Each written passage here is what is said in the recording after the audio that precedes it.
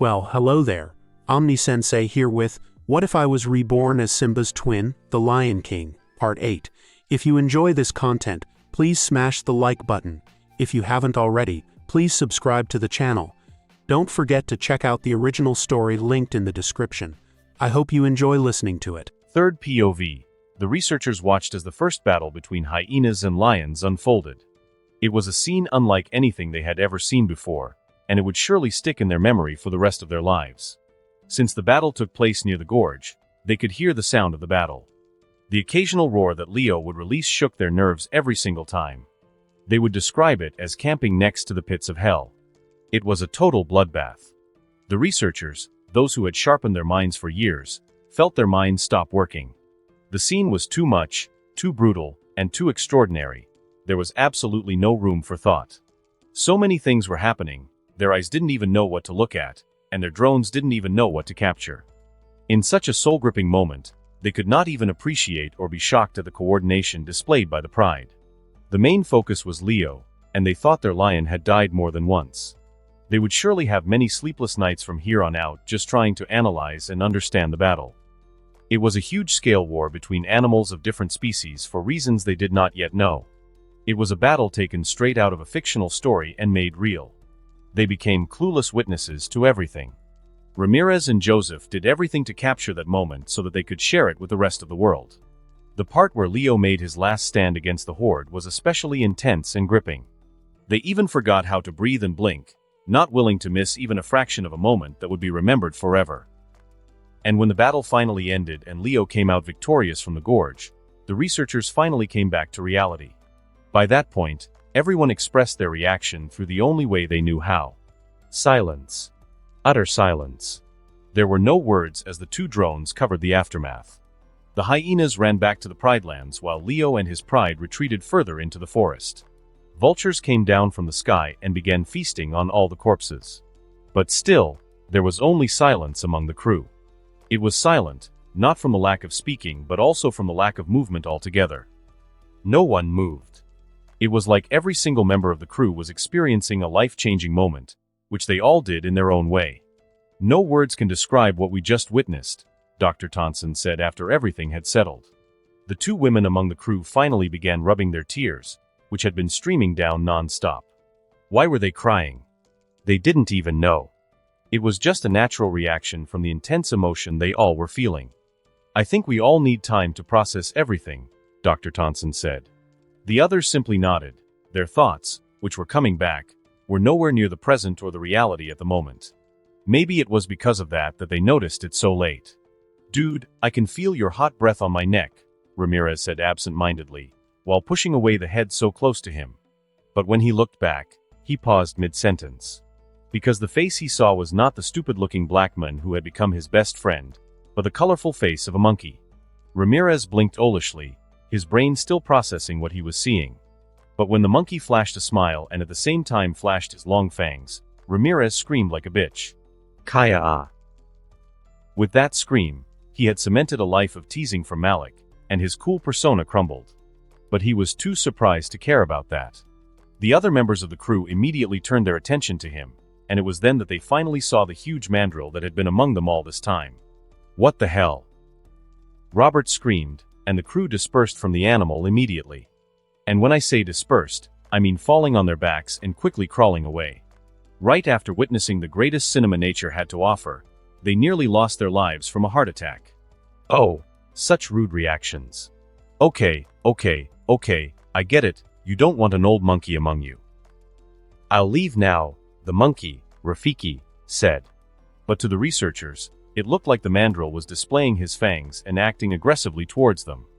That made them nearly shit their pants.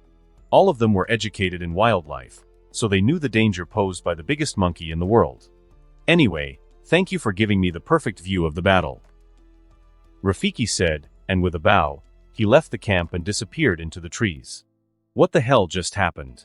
That shouldn't be there, Elena said. It was double correct because mandrills should not exist in this region, and it should definitely not have been among them. Holy hell, I thought my perfect face was going to get rearranged, Ramirez said, still clutching his heart while lying on the ground.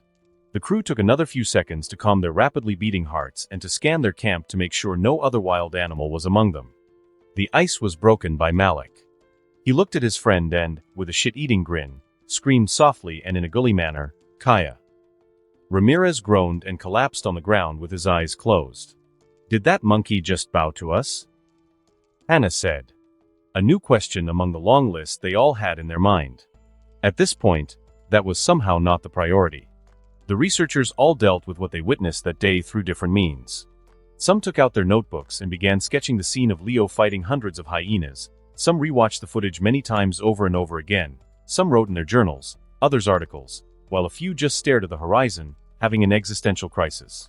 They were supposed to be some of the most educated people on the planet, especially when it came to animals and wildlife. So how come they knew so little? That was a question that plagued them all. That was a question that pushed them and gave a new purpose to their lives. Every member dispersed into their own spaces. There was no discussion or gathering among them since their minds were enough to keep them occupied. It was only when Malik and Ramirez made dinner and called every member of the crew to eat that the researchers gathered back in one place. It was fully dark by this point. It was early in the night.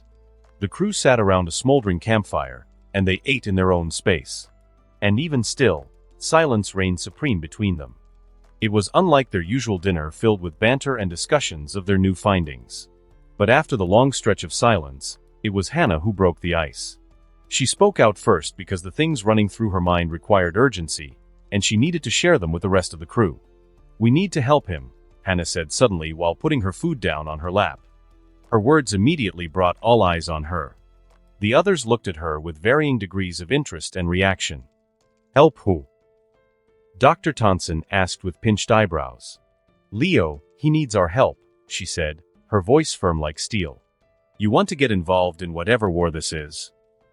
Ramirez asked, "What do you want us to do? Gun down the hyenas for him?" "No, not that," Hannah said. "Then what?" She took a deep breath and began her explanation. "I don't know if you've seen the footage again, but I did, multiple times over the last few hours. And I know that Leo needs our help with his injuries. Directly interfering with a wildlife like that is prohibited by the ASM, American Society of Mammalogists, and the ASAB, Association for the Study of Animal Behavior, guidelines. I know you feel for our research subject, but we can't pick sides in nature," Robert said immediately. He had experience and he had been in the fields many times. It was nothing new that a researcher wanted to help a sick animal or an abandoned cub. But they had codes. They should not interfere where they shouldn't. Humans were not gods. They shouldn't act as such. "He is not just a research subject. He is Leo," Hannah said, a bit defensive of her take. "I know your feelings, Hannah, but Robert is right. Besides, Leo has come out of worse injuries," Dr. Thompson said. "No, you don't understand. The wounds that Leo suffered today are not just simple wounds. They are wounds inflicted by multiple hyenas, perhaps hundreds of them," she said. And right then was when it finally clicked for the others. Their eyes widened, and Elena visibly gasped. They had so much to think about, so much shock and surprise in one day, that they missed one crucial detail. Hyenas are scavengers that regularly eat decaying meat. Their mouths are crawling with bacteria, and each wound inflicted by their bite has a serious risk of infection. Usually, when Leo fights hyenas, they are not strong enough to inflict such wounds, but they had the chance today. And it's not just one hyena but multiple that managed to leave a mark on him. The chances of infection are very high, she said. Now that was an angle that the others had not considered before. And the blood. Elena said suddenly. Now all the eyes looked at her as she explained. Leo was completely bathed and drenched in the blood of hyenas. That blood probably went into his open wounds, and hyenas are known to carry many diseases, CDV, rabies. She said. And right then, the horror and concern that Hannah had been holding all this time was finally shared by the crew. They realized the gravity of the situation in an instant. Leo has the habit of washing himself in the water and keeping himself clean. That could reduce the risk of infection, but there are no watering holes nearby here, Dr. Thompson said.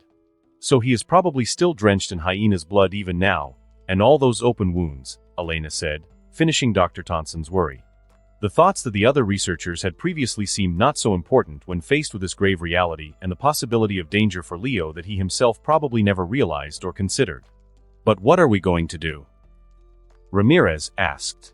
For starters, we could help him clean his wounds properly, unlike what the Pride is doing by grooming, Hannah suggested. We have antiseptics and antibiotics with us. But we don't have a vet with us. We don't even have a tranquilizer since none of us has a license, Ramirez said. We could go to him. He'll understand we are trying to help, Hannah said. Whoa. Hold on a second. You want us to go to him? Are you insane? Elena asked. And so, the researchers began discussing how they were going to help him deal with the risk of infection from the wounds he suffered from the injuries. Perhaps we should wait a few days to see if the wounds are really causing an infection. Maybe Leo will be built differently like that too and shrug off all the diseases, Ramirez suggested. We know there is a very high chance of infection happening with the scale of the battle he just had. Hundreds of hyenas, and at least 10 of them, are bound to carry serious disease. It's better to address the issue immediately, Elena said. Robert finally put a stop to the conversation again. I think we are all getting ahead of ourselves. We have not even decided whether we are going to interfere or not. Doctor. Robert said while looking at Dr. Tonson. He was the leader of the crew, so what he said goes. Dr. Tonson grew quiet for a while. He had a thoughtful look on his face before, eventually, his face hardened into a decision. According to our guidelines, we should not interfere, Dr. Tonson started. But the guidelines also state that human intervention is permitted in case of an endangered species. Leo is not just a lion. We all know this. Perhaps he could be said to be even more important than any other endangered species in the world. He is a specimen unlike any other, he said. So, just how many antibiotics do we have with us? His answer got the smiles of all the crew members. Even Robert sighed helplessly before revealing a small smile. First POV, 2 days after the battle. Holy shit, I don't feel good. Goddamn, I feel unfine. After we retreated to a safe distance from the Pride lands, the whole Pride began our rest and recovery. We slept through 1 whole day. That was enough for the others to recover enough strength to move again, but not me. I persisted in sleeping for another entire day, meaning I was recovering for 2 days total until I felt like moving again. But even then, I still did not feel fine. The females had cleaned my body while I rested, so there was not a single piece of dirt or blood on my body. They also inspected my injuries while I was at it, and they noted many wounds and cuts all over my body. There was not a solid inch in my body that was not harmed in some way. I guess that was to be expected when swarmed by hundreds of jaws. But all of those were small wounds. They might penetrate my loose hide, but the sheer muscle mass I had on me meant that I could tank those wounds rather easily. But it was not the intensity of the injuries, but the sheer number that was really holding me down. Yet still, even with all those wounds inflicted on my body, the most fatal ones were the injuries I gave myself. Lions, like all other mammals, have a limiter on their bodies. It was a way for our brain to protect us from our own strength. The muscle fibers could generate enough power that the bones, ligaments, and tendons could not bear. And in my final rampage, I had gone past those limits put on my body by the brain. With the help of adrenaline and instincts that choose to fight when faced with a life-threatening situation, I was able to access more power than I should. It was kind of like a power-up, and I was indeed able to face the hyenas in this state. I believe this was the 2nd or 3rd time that it happened to me, and I never wanted to experience it again. The battle also did not go as it was supposed to. We were operating with the idea that we would take the fight to them, not the other way around. This was the reason why, even though we predicted a victory over the hyenas, we were only able to settle for a draw. It was a silly situation, really. And also a reminder that real life did not give 2 shits about what you have planned. After 2 days of rest, I finally got up and greeted the concerned eyes of my pride. Behold, your king has risen. I said a joke that was again received not as a joke but as a declaration by my pride. I hid whatever pain and problem I had with a noble posture. I immediately felt the fatigue and strain on my body, but none was shown on my visage. The lions did not talk. They showed their feelings and emotions through body language. They came to me one by one, showing affection and concern for the state I was in the past 2 days. Lions could talk but never really did. Zale, for example, came up to me, but he did not ask me whether I was fine or how I was feeling. He asked those questions by tackling me lightly and testing my strength. His mouth opened and he gave me gentle bites everywhere to see which parts hurt and which parts were more injured than the rest. When I answered his play fight with strength that was easily more than his, he was satisfied and concluded that I was fine. This youngster, I thought fondly in my mind. I would admit that my impression of him took a massive leap after seeing him fight. As a lion, I respected strength and Zale showed me just that. And it was not just Zale but the other lionesses too as they began testing their king. I was doing the same to them as I checked the extent of their wounds, like they did mine.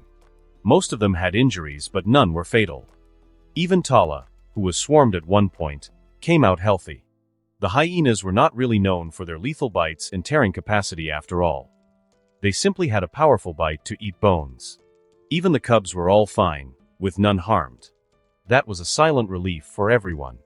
The sun was high in the sky, indicating that it was noon. And under that searing heat, the pride finally settled into normalcy. Zuri was the last to come up to me, and unlike the other lions who used body language, she spoke. "How are you feeling, Leo? Are you as good as you appear to be?" She asked while rubbing her head under my jaw. Zuri would follow me constantly when I was a cub and it could be said we grew up together. My influence had made her very different from other lions. Yes, lions don't really talk, but as a previous human, I talked a lot. That trait rubbed off on her. "I am fine, Zuri, and I will be better after I eat," I said. That was what I was planning to do. There was so much recovery your body could do without food. I needed to hunt now and have a huge feast so that we could energize ourselves and allow our bodies to further recover. "You are planning to hunt? Right after you wake up?" she asked, to which I nodded. "Why don't you let the pride do the hunting for you?" she asked. "There are no prey here that the pride could hunt. The only possible prey is the giraffe and only I can take it down," I said. Zuri processed my words before nodding and looking down, a bit of shame in her face.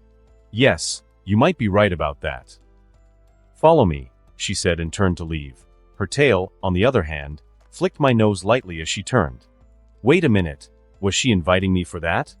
Suddenly, I don't feel so tired anymore, so I followed her. We went a bit further away from the pride, but we were still close enough that we could see them. She led me towards a tree without leaves. It had some bushes at the base and she stuck her head into the bushes. I was confused till the moment she began pulling out dead rodents from the bushes.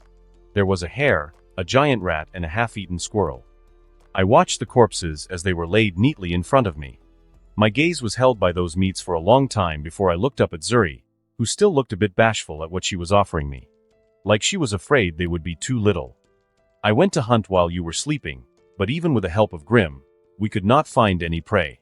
The only thing I caught was these," she said. And this was it. This was why I loved her.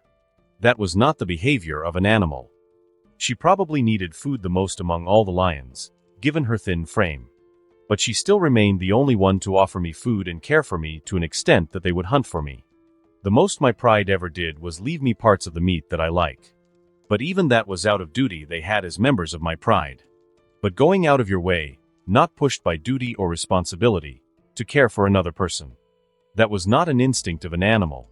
That was a sign of love in its purest form. It was a trait most humans had, but only Zuri had among the animals I've known. In that moment, I was reminded about why I had come all this way and fought so hard for it. "Thank you," I said and took the meat. I ate everything in front of her as a show of appreciation and she had a smile when I did so. I could have finished the biggest hare in one bite, but I took 4 bites so that I could savor it. Suddenly, my favorite meal was not a buffalo but a hare. My stomach rumbled when food came down. It was pleasing and it was a much-needed fuel for my hunt to come. It was not all me. Nala and Grim helped. "The squirrel was caught by Nala," Zuri said. "Speaking of which, I haven't seen her after waking up," I said. "She is still out there searching for bigger prey," Zuri answered. After I ate the small meal, we went back to the pride. The lionesses greeted me warmly again and they all sprawled beside me. But even as I rest among them, I still couldn't feel completely fine. I had been injured, and I had been exhausted, but somehow my situation felt different. At the time, I thought it was due to the cuddles and the sun, but my body was heating up. Only it was not due to anything else but a fever. A defense mechanism of the body to fight off infections and diseases. After nearly an hour passed, the person I was waiting for finally came back. My lord, my lord," Grim said while diving down towards me. He flapped his massive wings in a flurry before he landed on top of one lioness that lay beside. He was all smiles. Well, at least as much of a smile as a beak could get. "You are awake, my lord. It's good to see you again. I've grown worried since you didn't wake up when the rest of the pride did," he said. "It's nice to see you too, Grim," I said. Grim was also another example of an animal I talked to frequently. He was not a lion. Our body language was not the same, so words were necessary to communicate. He bowed gently at that. But ever since he landed on top of the lioness, his posture has been wobbly.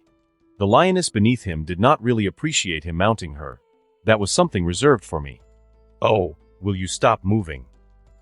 Grim finally snapped and pecked at her back. The lioness growled, but then otherwise did not do anything. Actually, she stopped moving. "Yes, stay still," Grim added. I nearly laughed out loud seeing that. It's like the vulture was starting to lose the instinct to fear altogether since following me. "Tell me, Grim, did the vultures count the aftermath of the battle?" I asked. That was what I was most curious about since I was awake. "Yes, they did. We count a total of 173 dead hyenas," Grim said, and I winced. That was less than I expected. But the casualty would be more. After the battle, the hyenas took the corpses of their own and cannibalized them to sustain themselves. We tried counting those too, but the hyenas attacked, thinking we were trying to steal so we could not get close, and the buggers are really quick at eating and finishing their kind. "We couldn't count those already in the stomach," Grim said. I thought for a moment before saying, "I understand." I assumed there were at least 200 dead in total then. That was half of their number killed in the first battle. That was a huge win in my book. They would be wiped out next time. The difference between 200 and 400 hyenas was not double the difficulty after all. "So I did the next best thing and counted the living hyenas instead," Grim said excitedly. "That's great," I praised him, because his face was practically begging. It might not be much, but that kind of innovative thinking is a lot from an animal. There are over 100 hyenas still capable of fighting, 150 or so in number. "But the rest are injured or disabled," he said. I nodded. That made sense.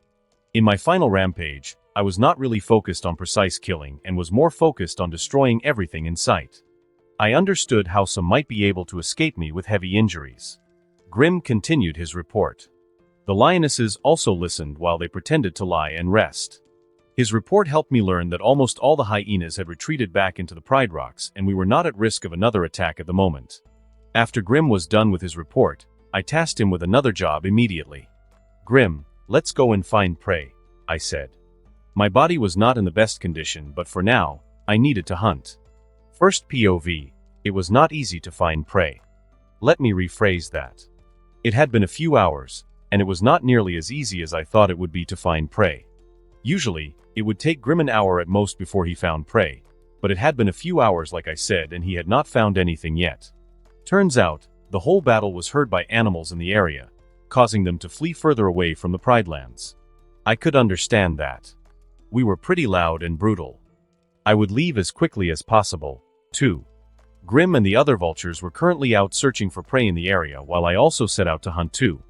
I told my pride to stay together and not to follow me.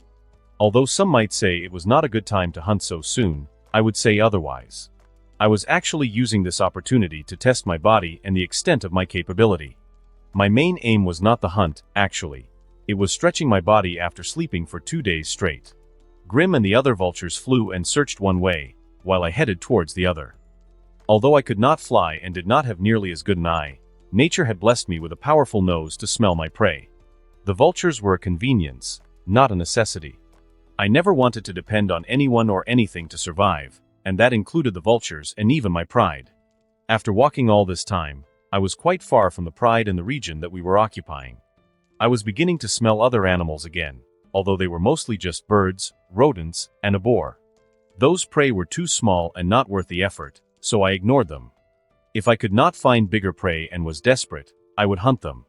I continued walking, my fatigued shoulders groaning in satisfaction as I released the tension with every roll.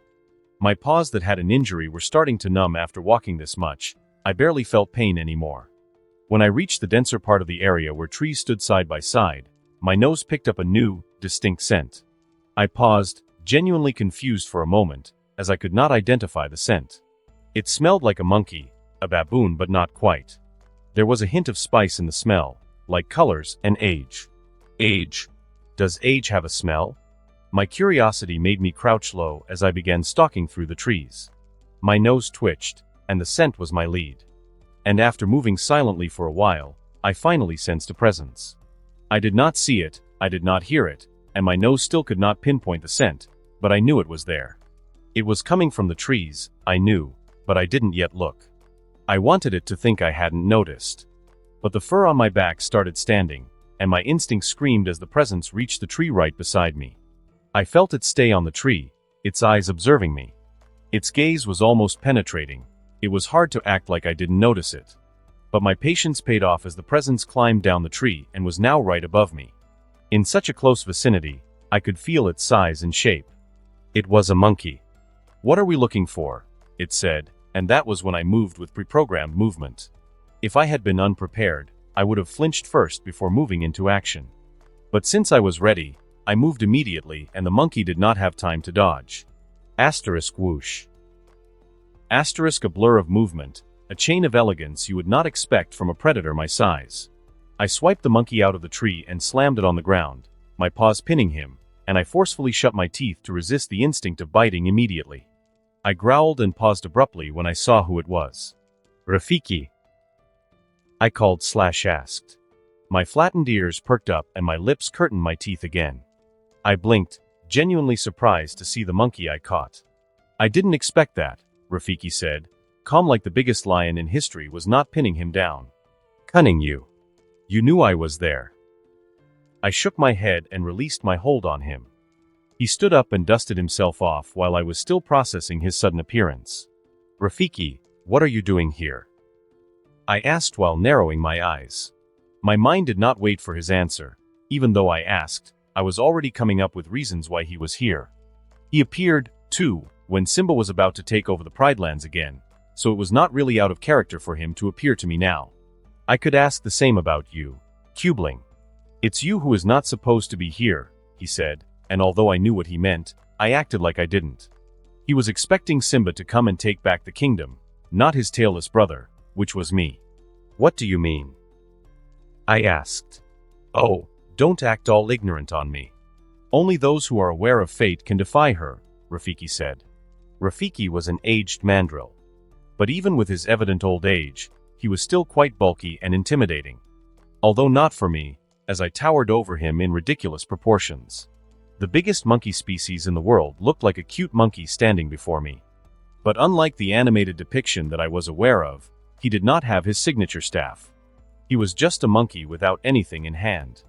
"I thought you would have died by now," I said, quickly changing the subject from fate to other things. In the original story, Rafiki was shown as a shaman, someone with some type of supernatural ability. I was not sure how much he knew, but I was not going to step on those sensitive areas. I was extremely cautious, perhaps more cautious than I'd ever been when faced with another beast. "Really? I'm surprised you remember me at all, considering you were just an infant when you saw me, and I was only focused on your brother," he said. "I remember all my firsts and you were the first creature I saw that was not a lion," I said. Rafiki grabbed his chin and nodded sagely, as if what I just said made perfect sense. But his calm facade was soon replaced by a smile that seemed to know too much. "So why have you come to me?" I asked. You came to me. This is my home, my territory," Rafiki said while pointing at me. "So, why have you come to me?" "Don't play games with me, Rafiki. Like you said, I was aware of your presence. You are the one who came to me," I said, my eyes narrowing at him. Fine, you got me," he said, raising his hand in surrender. "I was just curious, that's all. I wanted to see how the cub that was supposed to die long ago has grown up." Rafiki began walking around me and observing every inch of my body. Much to my annoyance, he poked me here and there and scruffed my fur and mane a few times. But when I turned to him, he was already gone. He was quite agile for an old monkey, I'll give him that. "If that's all you want." I said. I did not like his presence very much. It was unnerving, and the way he was acting with me was nothing like the respect and fear I got from others. If he was not going to do some magic shit to help me or let me see dead kings, I didn't want him. Do you want me gone that much? Are you sure? Maybe I can help you, he said. Help me how? Help you find the prey you are looking for example, he said. My eyes widened, genuinely interested by that. You can do that? Sure, I can. I know these lands like the back of my hand. Follow me, he said and jumped up a tree before he started leaping from tree to tree. I began following him without questioning. Like I said, he was surprisingly agile for his age, but I was able to keep up without much problem. But as the time passed, Rafiki did not show any signs of slowing down. On the other hand, I did not see any signs of life where we were going. I was beginning to be incredulous, but still, I continued following him. Every second ticked by. Seconds turned into minutes, and minutes quickly turned into an hour. Until eventually, we came out of the forested area and there were barely any trees to be found. Rafiki finally jumped down from the trees as the closest tree was too far to reach. The landscape had changed into a dry open land and he would have to walk going forward. Are you sure you know where we are going? I asked when he came beside me. Of course, I know where I am going. Your father trusted me with the future of his kingdom. You can trust me too, he said. I'm not sure what Mufasa sees in you, but all I see is a crazy old monkey, I commented, a little out of breath. Mufasa, eh? He said and eyed me with a smile. Not your father. Now I stopped. He waited for an answer, so he stopped too. I never considered Mufasa as my real father. I considered him a great king before I even considered him my father. He was always so distant from me. It was like only Simba had ownership of him, like he was only Simba's father. He never took me to his patrol, never showed me the kingdom, never put his expectations on me, and never said I would be a great king like him one day. He was, quite frankly, nothing to me. Did I hit a personal bone? I don't mean to make you sad, he said. I'm not sad, I replied fast. After all, how can nothing make you sad? I'll tell you something funny to cheer you up, he said and turned to face me fully. I said I'm not sad. But he didn't hear a word I said. I was born with a gift, a special kind of gift that no one else in the world has. You see, the earth talks to me. Fate whispers in my ear her little secrets, he said. And the funny thing is, he said and gestured for me to come close. He cupped his hands and said to my listening ears. She never told me about you, he said. First POV, I was born with a gift, a special kind of gift that no one else in the world has. You see, the earth talks to me. Fate whispers in my ear her little secrets, he said. And the funny thing is, he said and gestured for me to come close. He cupped his hands and said to my listening ears. She never told me about you, he said. I was not surprised. Not by a long shot. And yet here you are. All grown up and stronger than ever. Isn't that absolutely hilarious? He said and began laughing while holding his belly. I don't see how that is funny, I said honestly with a straight face. Oh, it is. Trust me, it absolutely is, he said and then he turned around and began walking. I sighed in exasperation and followed him. The monkey was quite the character for sure. The more time I spent with him, the more I wondered what his intentions were or what was going through his mind. Tell me, he asked suddenly after a bit of walking, what is it like to swim against the currents of fate? At first, I was stumped by that question. But the more I thought about it, the more I realized how fate absolutely loved throwing problems at me. Problems that would have killed a weaker will. My leopard encounter, the loss of my tail, Scar's takeover, my journey to the Serengeti, the harshness of the dry seasons, the Mbali brothers that I had overcome, and every little challenge in between. They were all challenges quite out of the ordinary for the rest. It's like the world itself was not rooting for me at all throughout my life. But I didn't even notice it, I said. There was the firmness of honesty in my tone. But looking back now, I could see how it made me stronger. And how the choices I've had to make in those times turned me into who I have become today, I said. Rafiki laughed at my answer. It was a funny laugh. It was a pleased laugh. You are definitely not the prince I was promised, Rafiki said. Not shaped by challenges or strengthened through the guidance of fate. Instead, you claim to be shaped by choices and strengthened by the opposition of fate. I can't even imagine what that would be like, he said thoughtfully. Is it even possible? His pace slowed down a bit as he delved deep into thought. I was also starting to understand what his deal was and what his intention was by listening to what he was saying. He was testing me. Or it would be better to say he was trying to understand. From what I have seen so far, Rafiki was not some magical monkey. He was simply a shaman that had some kind of connection with the world, so he knew how certain things would unfold. Kind of like a seer or priest that kings used to have. But everything he had known so far was about Simba and his story, like how it should have happened. But my sudden appearance had greatly confused him. He wanted to know if I would be a worthy king. And to know that, he was trying to understand me. I kept silent and continued following him. Now that I had a general idea of what he was about, it made me relax a bit in his presence. But before I could relax for long, he suddenly came to a halt and he put his hand near my mouth in a shushing motion. I paused too before I looked ahead. Finally, I saw the prey that Rafiki had promised. But it was nothing like what I was expecting. It was not so much a prey but more like a meal waiting for me without a need to hunt. I went ahead and examined the corpse, equally aghast and disgusted when I finally saw what it was. A dead giraffe calf, I said while looking at the calf that was as big as an adult antelope. It was clearly a newborn and the corpse was still covered in slick substances, like it just came straight out of the womb. The smell was still fresh and I could still feel heat coming off from the dead baby. Clearly it had died only a few minutes ago. I bet it had not even been an hour since its death. The mother was an old giraffe and could no longer produce healthy offspring. So the calf was born weak and it could not survive the fall after birth, Rafiki said while walking towards the corpse. He stopped right next to me and we both observed the corpse for a moment. Giraffes have one of the most brutal births among mammals. The mother did not bother lying down while giving birth, so the baby was born while the mother was standing up. Right after coming out of the womb, the calf was forced to fall from the height of a full-grown giraffe and crash on the cold hard ground. Usually they survived, but in some cases the calf died at birth. This was one such case. An unfortunate death. The best thing we could do for him is make sure he did not die in vain and give him a role in the circle of life, Rafiki said, suggesting that I eat the baby. I did not say anything back. I told you, you can trust me.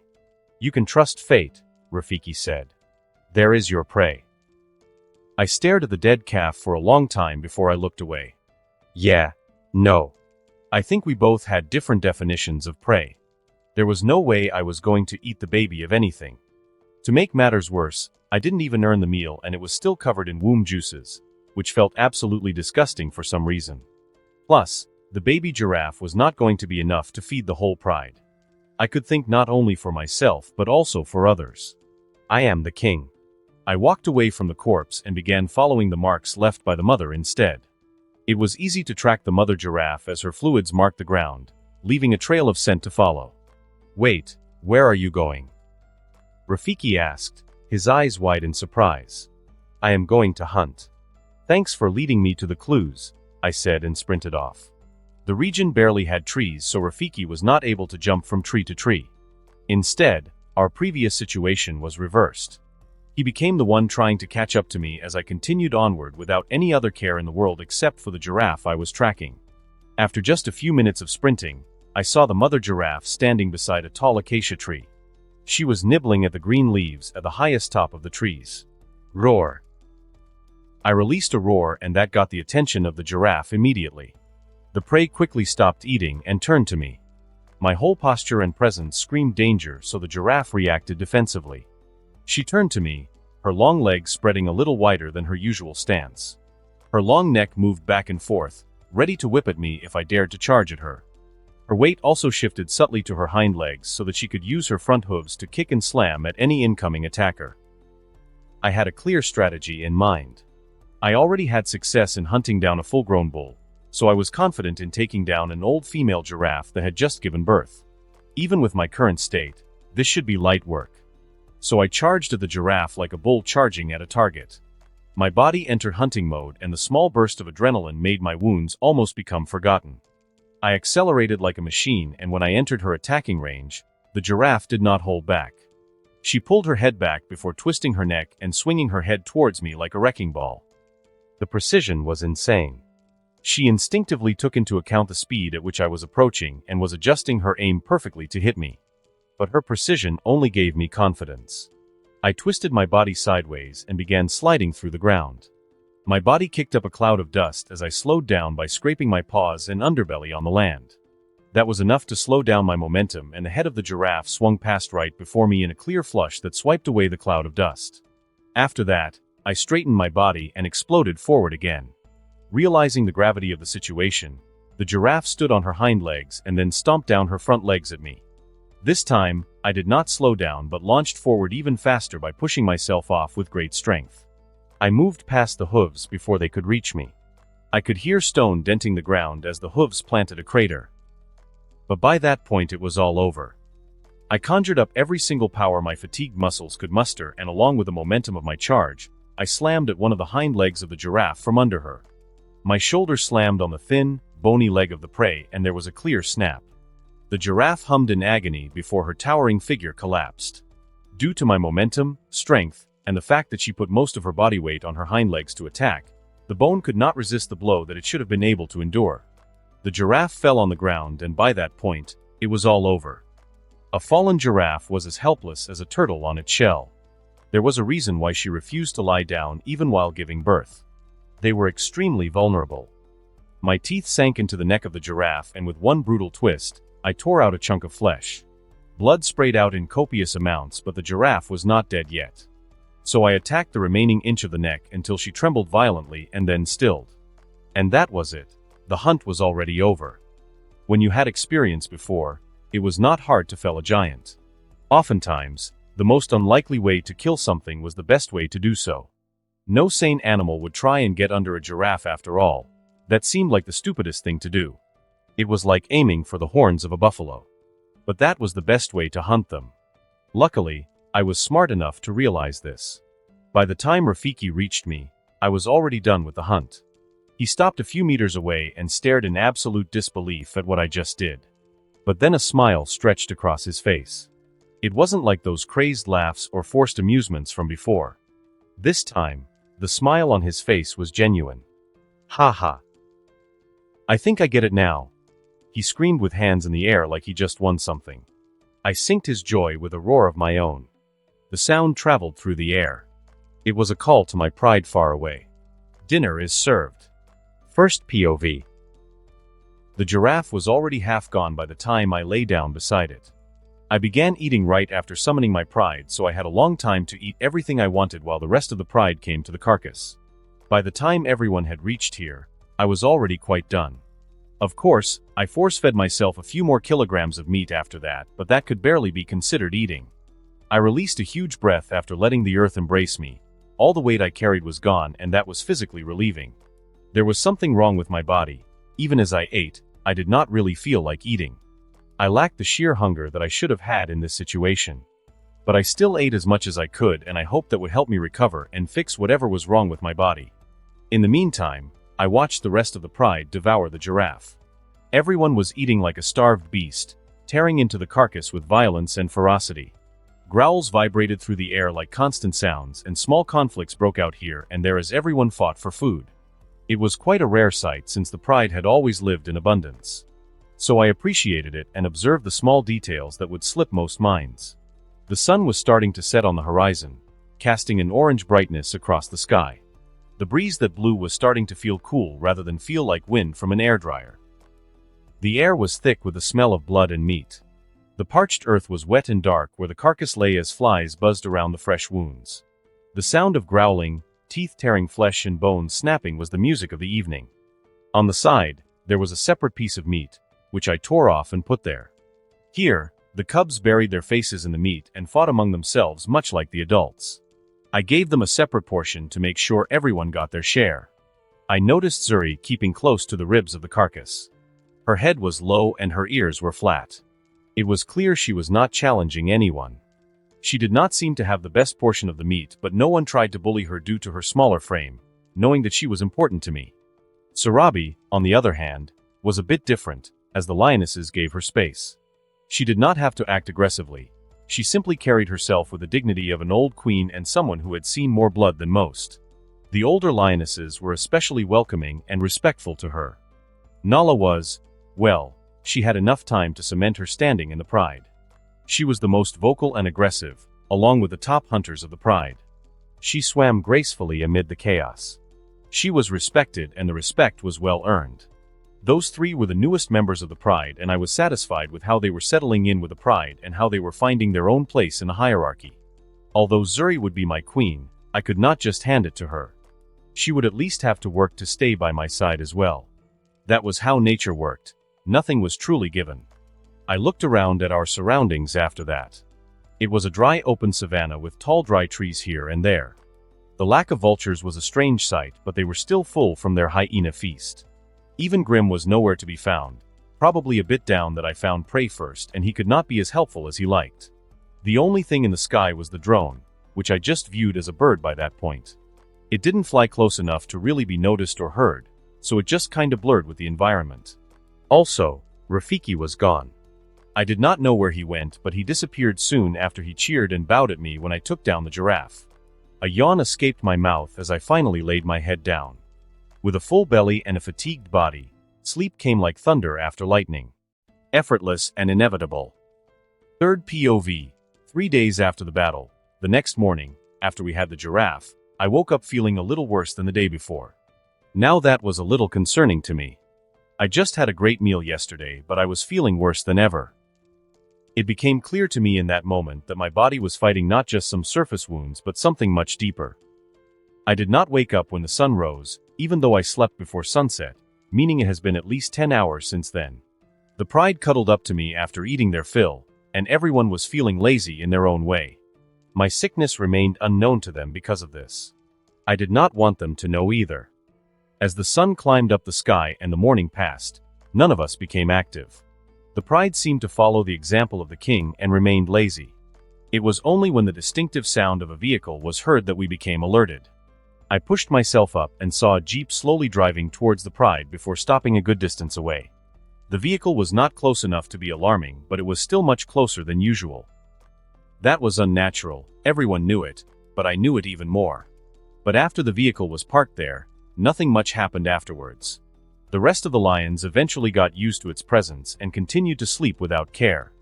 On the other hand, I remained cautious. When I saw humans stepping out of the vehicle and stalking towards the pride, it became clear to me that something was wrong and I needed to know what. I got up from the pile of lying lions, my body protesting a bit at the movement. The pain had subsided much from yesterday, but I felt more tired. It was like weights were strapped all over my body, making me feel more sluggish than usual. "I'm going to see what's going on. You stay," I said and began walking towards the humans. When they saw me approaching, the two humans who were stalking forward froze completely. And then, as carefully as they could, they moved backwards rapidly, picking up their footsteps. I walked forward calmly, finding no need to scare them more than my appearance already did. One of the humans climbed back onto the jeep, but another one paused and remained in place. That was strange, I noted in my mind. When I reached the human, I did not stop, but I strolled right past him. He was in a crouching position, so as I passed, his head did not even reach my shoulder height. I walked past him and instead focused on the humans in the jeep. I looked for any weapons and smelled for any poison or gunpowder. But when I found none, I was left even more confused. And here I thought they were trying to tranquilize me while I was weakened so that they could take scientific samples of my body. That would have been a reasonable turn of events. After checking the vehicle and the 7 humans on it, I circled back to the one human who was crouched behind me. I finally acknowledged his presence. "Hello, Mr. Miyagi." He did not understand animal language, but he clearly heard the sound of my words, which sounded to the human ears like a deep grumble. He trembled a bit before he took in a deep breath to calm his nerves. The humans may have known me for a long time, but standing in front of a beast that could kill you with the most casual swipe was not easy. Especially when you were completely vulnerable, which the human was. "Oh God, why did we decide to volunteer with rock, paper, scissors?" he said his thoughts out loud. When faced with a dangerous presence, thoughts and words often get mixed up. I remember the human. He was an old man with Asian features. His hair had gone white since I saw him up close, but he was still recognizable. "You can do it, Dr. Thompson. Remember, Leo is not a mindless beast. one of the humans on the vehicle yelled, a female. Easy for you to say, Dr. Tonson cursed out loud, but he dared not shout in fear of surprising me. He whispered loudly to himself instead. Now I stood in front of him, my giant face so close to his that he could probably smell the giraffe I ate yesterday. When we were standing this close, it was like a truck wheel facing a bicycle wheel. His already quite small eyes became even smaller as he barely looked at me. He forced the most hilarious smile on his face as he tried to keep his cool. Hey there, you are just a big cat, right? It's not like you will kill me just because, right? We even waited until you ate to make sure you have no interest in eating me, Dr. Tonson began, his voice shaken. Rather than talking to me, he seemed to be mumbling to himself to keep his calm. But I found that absolutely hilarious. It was hard to keep a straight face. I'm just gonna. He swallowed hard. I'm just gonna initiate contact with the most dominant predator on the continent, no biggie. His eyes looked everywhere but at my eyes. At least he knew not to make eye contact with a dominant lion, as that could be a sign of aggression. He eventually stopped looking at me altogether and he looked down at the ground instead. His head lowered to the limit and he made himself look as small and as harmless as possible. This was to make sure that I had no reason to attack him. While his head was lowered, he put out both his hands to touch me. His trembling hand flinched when my hot breath hit him. But he insisted on continuing. I could at least reward his courage, so I moved a little and shrank the distance he had a difficult time crossing. His hand almost flinched back again upon contact with my mane. But then he got more confident and he began caressing me. It was not some contact out of affection, more like an artist feeling a masterpiece sculpture. His hand seemed to admire me as he felt the shape of my head. Eventually, he was brave enough to look up again. My stoic face was what greeted him, and due to panic, he met my gaze directly. But I still didn't react to him. His hand began to move back and forth, gently grabbing a handful of my mane. See? You're not so bad. You are intelligent and I suppose just as curious as me, he said. Fear was slowly replaced by awe in him. After a few seconds of staying in that position, he began moving with his knees around me. I remained in place as he measured my length with his fingers, lightly tapping where he found hard muscles. Look at you. You feel so different than last time. I can almost feel the power inside you, he said. By now he was in his own world. Eventually, he shook his head and focused on the main thing he was trying to do. Okay, remain calm, please. I am not going to do anything to harm you. I'm not stupid enough to do anything like that, he told me. When I turned my head to look at him, he was crouched on my side. He felt my body with one hand, carefully searching for cuts and wounds, which he realized were everywhere. His other hand rummaged through the small bag hoisted around his belt, and he took out a bottle. This is a betadine solution. We only had limited quantities, so we had to add it to clean water. The effect might be a bit diminished, but it will still be able to kill the bacteria and stop infections, he said. He was talking to me directly now, as if I could understand him. I could, but he didn't know that. He was literally a crazy old man. You see, we were afraid that your last battle would cause you dangerous infections and even cause you to get a disease. Hyenas and scavengers in general are the dirtiest animals and prone to carrying diseases, he said, and that was when it finally clicked in my head. Infection. Disease. Of course. Those were the reasons why I was not feeling as well as I should. It has been years since I was reborn as a lion and I never faced such problems before, so I forgot to even consider them. How could I not think of such things? Well, I would have figured it out eventually if my condition got worse, but I was glad to be told before anything dangerous happened. Wow, look at that, he said while pushing away my fur and looking directly at my skin and my injuries. His medicine was set aside. There is no inch to spare. They really did a number on you. But look at the rate at which you are recovering. It's remarkable. I guess the high testosterone really boosted your recovery rate and didn't just make you more muscular by a ton, he said. I think I should just. He said and picked up his bottle before he began pouring it onto my body. He made sure to push away my fur so that the medicine could directly make contact with the wounds and not be absorbed by the fur. I felt a stinging sensation across my body. It felt like heat was pressed on my skin, but it was bearable. Especially now that I knew what it was and how it could help me. But high testosterone can actually suppress the body's immunity. While you may recover faster physically, It can make you vulnerable to infections and diseases, which seems to be happening now, he said. It's like trading physical defense with magical defense. You can't have both. One needs to be weaker for the other to be supernaturally strong. It's also why males are more prone to diseases than females, he said. He continued saying such things, which I appreciated. He began applying the solution throughout my body, covering me with a distinct scent and a rusty stain. But he soon ran out of the medicine. He clearly did not expect me to be covered in wounds. He threw away the bottle in his hand and actually stood up. He was of average Asian height, so when he stood, he could not see past my height. That was how ridiculously tall I was, even while standing on all fours.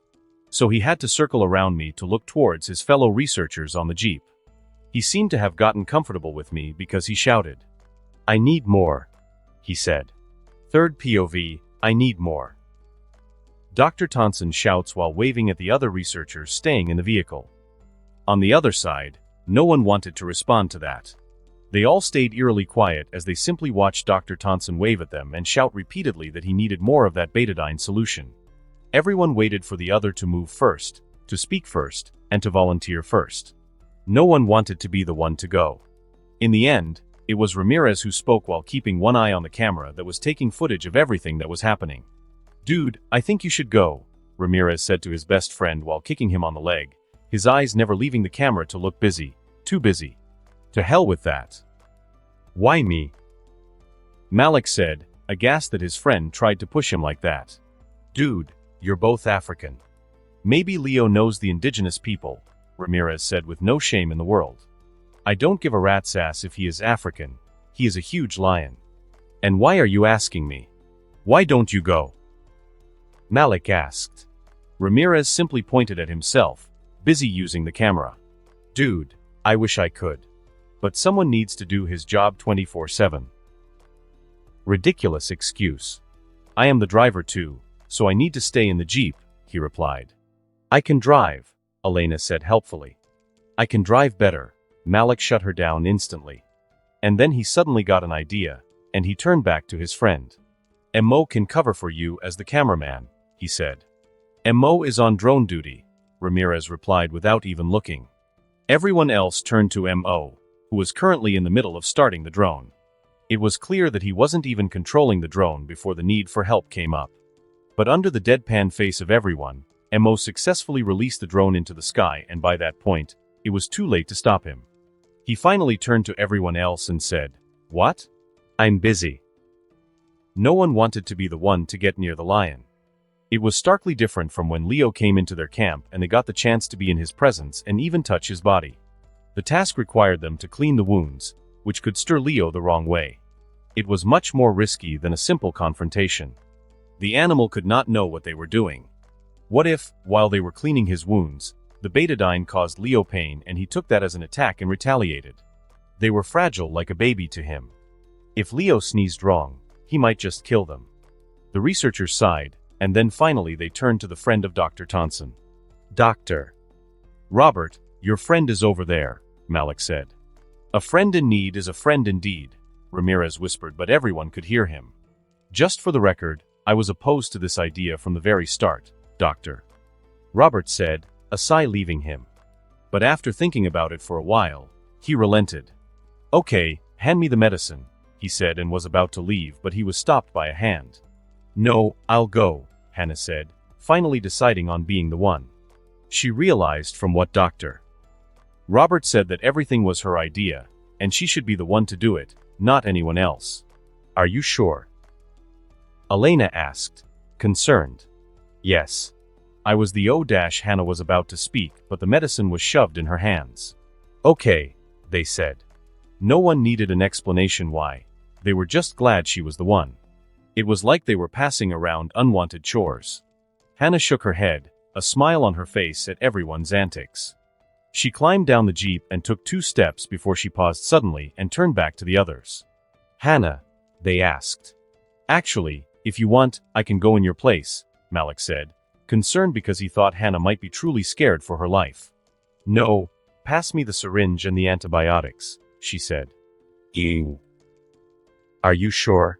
Cleaning his wounds is one thing, but injecting a fully conscious lion." The others asked. Concern turned into deep worry. I'm sure. There is no better time. I want to help him. We've known each other for a long time, so if he is going to trust any human, it will be us, she said, referring to herself and Dr. Thompson. Professor Elena passed her the kit, and with a nod, Hannah turned and walked towards Leo again. This time, there was new determination in her steps. Everyone wished her luck in their mind, some praying for her. The fact that she was intent on giving him an antibiotic changed the situation quite a bit. It went from a risky situation to a dangerous situation. But before she even reached them, Leo came forward. He seemed to have sensed the fear growing in her heart, so he walked straight to her. Hannah froze when the beast entered her space. But Leo only released a calming grumble, and he circled around her, his mane rubbing her body in a way cats would often rub at their owner's leg. The only difference was that their sizes were reversed. After that, Hannah felt herself calming down.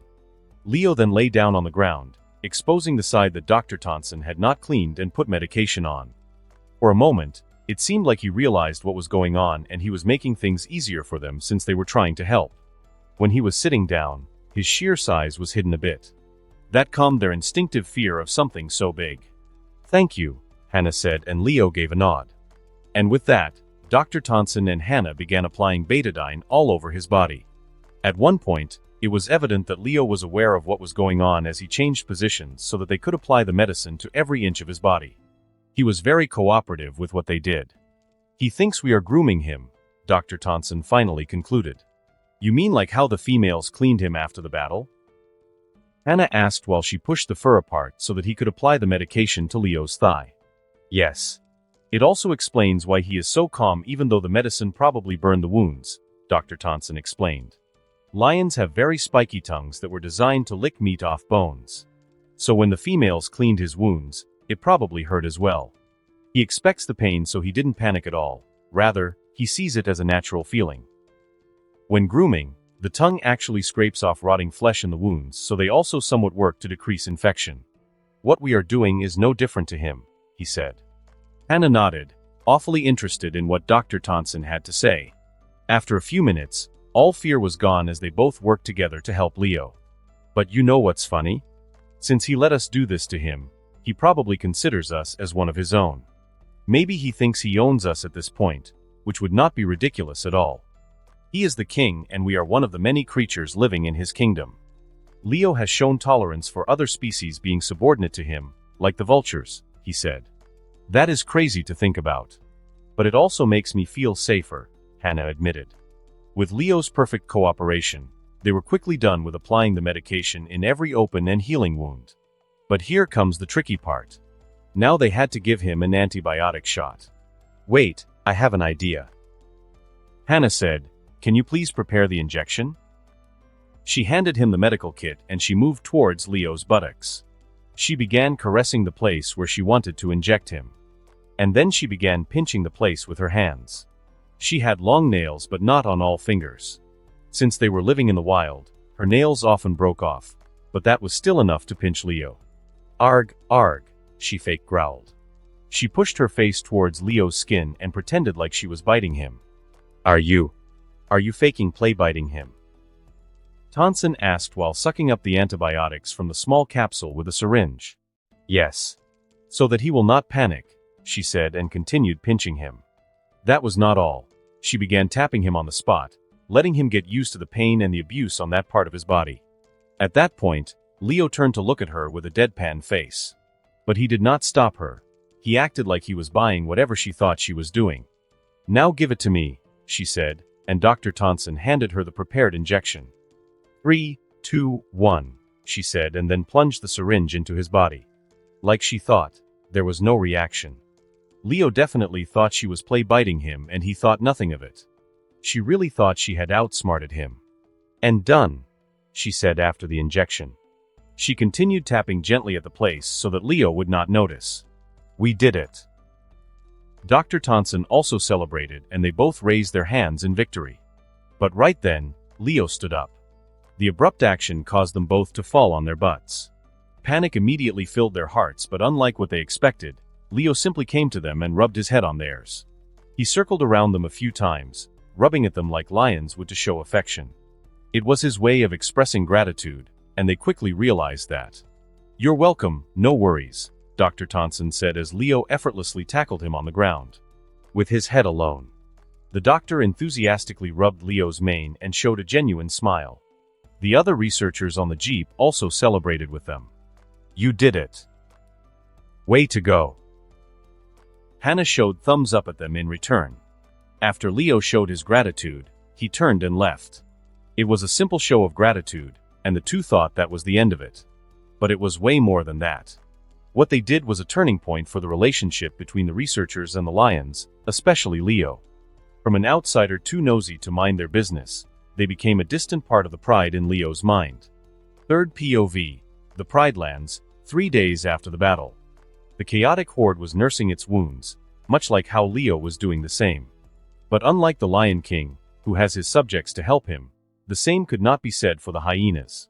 It was quite the opposite, actually. While the lions helped each other, the hyenas were doing the opposite. They were sabotaging each other.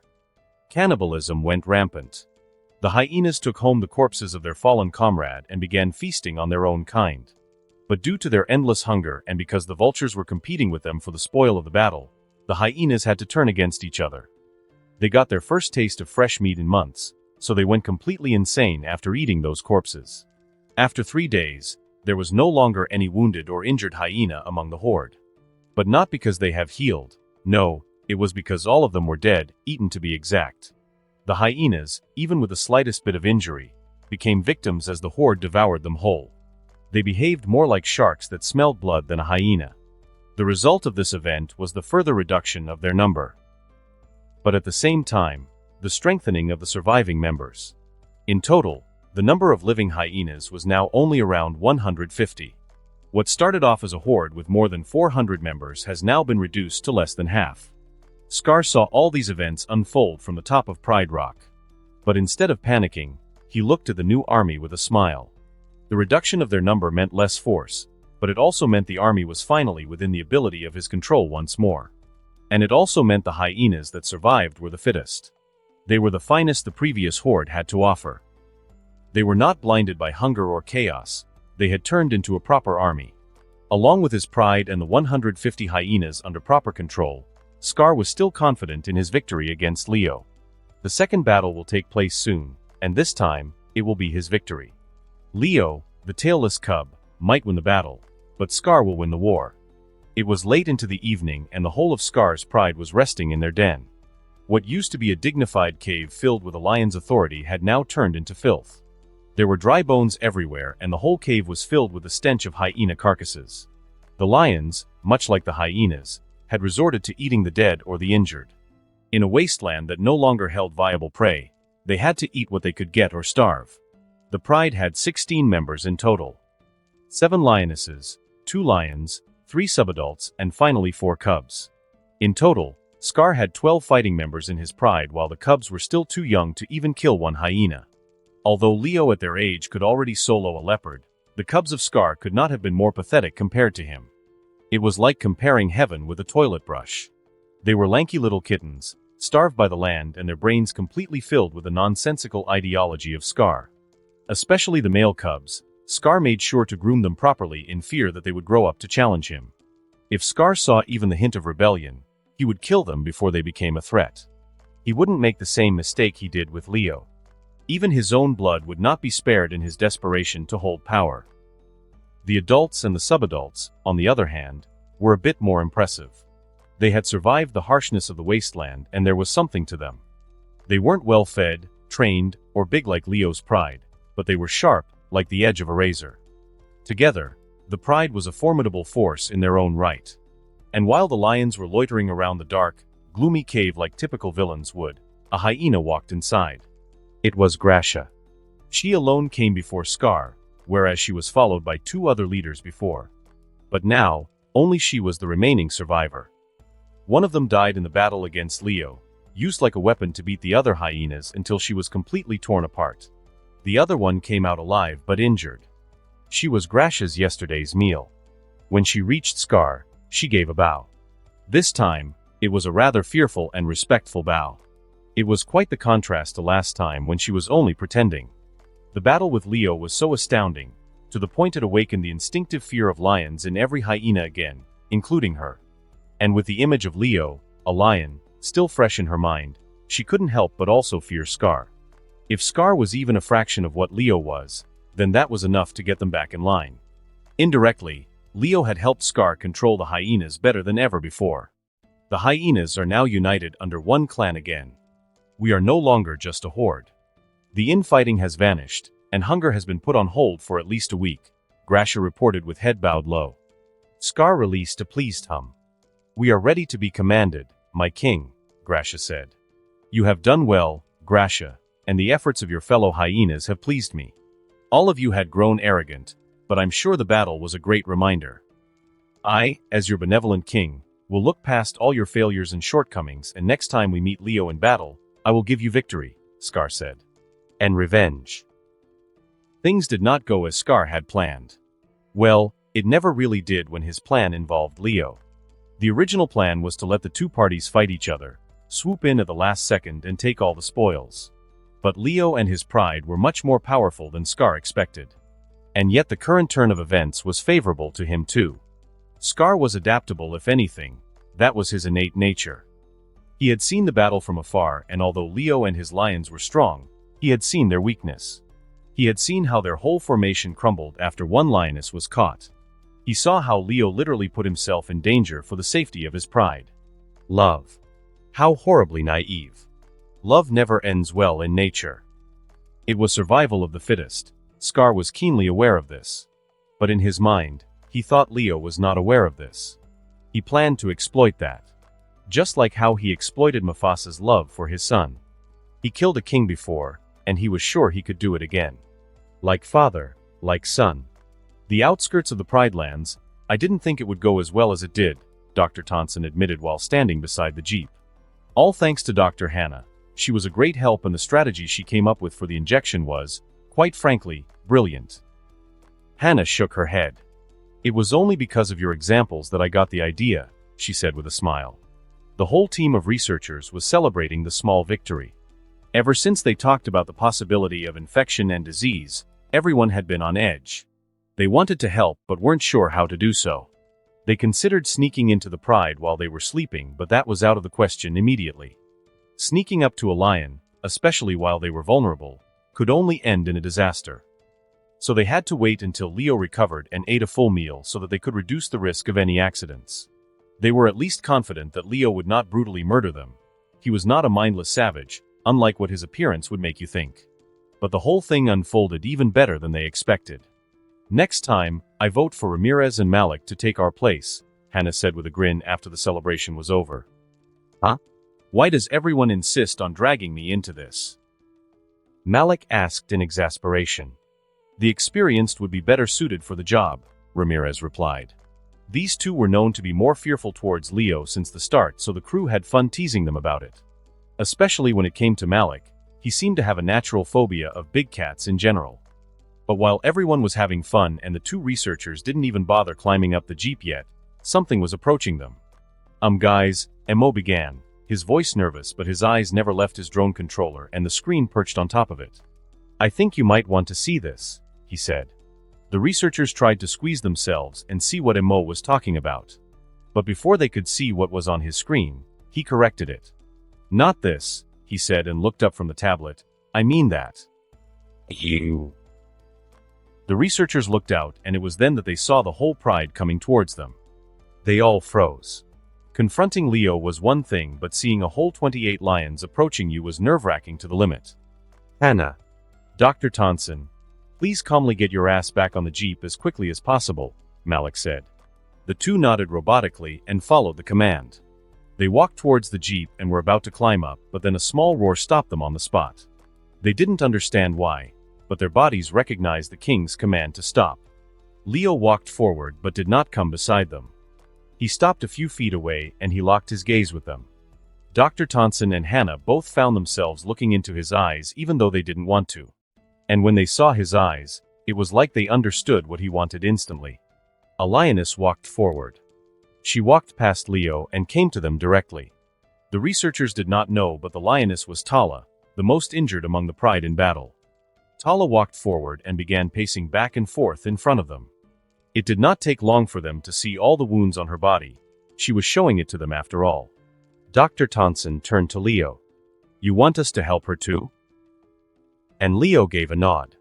No matter how weird it sounded, Dr. Tonson truly believed that Leo could understand them to an extent. "Okay," he said. And not just Tala, the researchers cleaned the wounds of every lion in the Pride. Their wounds were nowhere near as bad as Leo's, so they still managed with their remaining medicines. As all the members of the Pride trapped the researchers in their number, they began to feel like they were part of the Pride. For a moment, the humans thought they could understand the lions a bit and what it meant to be a lion. But not everyone appreciated that feeling, though. "He's biting me. He's biting me." Malik screamed when a curious cub tugged at the hat on his head. The cowboy-looking hat was tightly strapped onto his head, so even as the cub tugged gently, it felt to Malik like the beast was trying to tear his head off. All the cubs were more than half a year old, so they were all bigger than leopards now. Even the smallest cub seemed dangerous to a human. The others laughed. But those quickly died down as they too were surrounded by curious cats. The Pride would look cute if they were not so big. Each member had their own curious lions to deal with. There was fear at first, there was insecurity. But under the presence of Leo, the humans and the lions made their first contact. The lions too no longer let the researchers blur with the surroundings as they began interacting with them. It was the start of something beautiful from both sides. "Oh, look at you, you magnificent creature, Doctor," Robert said while looking at Zale. He reached out his hand fearfully. But just like him, Zale was similarly curious about the humans. So he allowed him to make contact. "Ooh, haha, Doctor." Robert felt his breath hitching as he felt the lion before him. Sometimes dwarfed by Leo's size and magnificence, Zale was one of the most extraordinary lions in his own right. He was growing to the size of Baraka, he had the brains of Roku, and he was the son of Macaulay. Fed buffaloes in his vital growth stage and having Leo as a father figure and an example, he was bound to be remarkable. "Doctor." Robert and Zale immediately formed a silent bond as the two interacted. Leo watched everything unfold and he had a small smile on his face. First POV, 1 week after the battle, the humans were of immense help to me this time around. The infections and the diseases seemed to be exactly what was wrong with my body. After they cleaned my wounds and gave me the shot, I felt better immediately the next few days. They really boosted my recovery speed. Had it not been for them, who knows, it could have been a month before I fully recovered. With the imminent next battle, I might have been cooked. I truly appreciated them for what they did. Perhaps I had treated them too harshly before. Now, a week after the battle, I was almost completely healed. I would say I was maybe 90% fully recovered. It's about time I looked into my next course of action. "Grim," I called out after dismounting from a satisfied female. Post-nut clarity was the best time to plan. Don't let anyone tell you otherwise. Sometimes the truth is not comfortable, but it is still the truth. "My lord." Grim came forward immediately. "Take a walk with me," I said and began crossing the pile of bodies that sprawled on the open savanna. Grim followed me with his awkward hopping while I moved a bit further away from the Pride. I did not want to disturb their beauty sleep. They needed to conserve as much strength as possible for what was going to happen next. It was why I didn't even train them. I just let them give in to their instincts and laze around all day every day. "I have a mission for you," I said and sat down. Both of us were a bit distant from the rest of the Pride. "You can ask me for anything," was his crisp reply. I showed a smile. Grim has always been with me from day one. It could not be put into words how much I appreciated his companionship. The hyenas never scattered again after the battle. They remained as a group near the Pride Rocks and are eating their own to fill their hunger. The last 2 days, you reported that there were no holes in their formation that we could take advantage of. So it's safe to assume that they are being led once more. They are now controlled by Scar, I said, recounting the reports he and the other vultures have given me. Grim nodded. That seems to be the truth. That makes them more dangerous than ever, even if they were reduced to less than half of what they were, I said. A wielded knife was more dangerous than a sword. But Scar, in all his arrogance, still seems to think that he is the only one with brains around here, I said and grinned, and that he is the only one willing to play dirty. This time, Grim laughed. Our thoughts went in the same direction. The way I bullied the Bali brothers to assure a swift victory, and how I used every little dirty trick possible on them. Scar controlled the hyenas through fear and reward, I said, recalling parts of the animated movie and what I had seen firsthand. But who do you think they fear more, me or him? I asked while turning to him. And what is a better reward for the living than life? Grim tilted his head, not really understanding what I was getting at. What seemed like child's play to me was not so easy to get for the animals. So here's what I want you to do, I said, and gave the task I had in my mind. Knowing Scar and understanding his thought process, he was probably trying to take advantage of the only weakness we had. I was not blind, I was in the battle when it happened. I saw how our formation crumbled when one hyena got a hold of Tala. The whole pride was so close to each other that it could prove to be a glaring weakness. I realized that immediately when it happened. And the controlled force of his army would be better for targeting a single lion. Although not stronger, they are much more lethal indeed. His plan would be to take us out one by one, aiming to destroy our formation and take advantage of the bond we have. But here's where Scar would get it wrong. That bond and that love were not a weakness. There's a saying, a house divided can't stand. I gave Grim his mission and explained to him in detail what I was trying to do. He did not understand it at first, but after a bit of patience, he saw the importance of his role and how vital it would be for the next battle. I wanted to crush Scar in every sense of the word.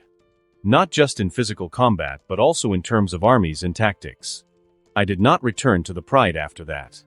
They could continue resting, but I had other things in mind. After watching Grim fly away and into the Pride lands, I turned and headed deeper into the forest. It was not really a forest. The region had become even drier since we came here. There had only been light morning rains and nothing else. The trees were there, and the grasses were also there, but they were the color of mean yellow. There was barely any lush green to be found. The last time we ate was 4 days ago. And since we barely had any activity, no one was really full. But I kept it in mind to search for any possible prey while I was wandering through the region. I did not go too far away from the Pride. After walking for a few kilometers, I turned at a right angle and circled back to the Pride again, drawing a circle with my path. The slow walk did much for my recovering body. I was feeling every muscle on me, assessing their condition while also stretching them. I encountered a few animals as well, some warthogs that were digging in the ground and a few antelopes that ran immediately before I saw them, but I still smelled them. I would not approach the enemies with the naivety I did previously. Although I suffered no consequences, the last battle taught me much.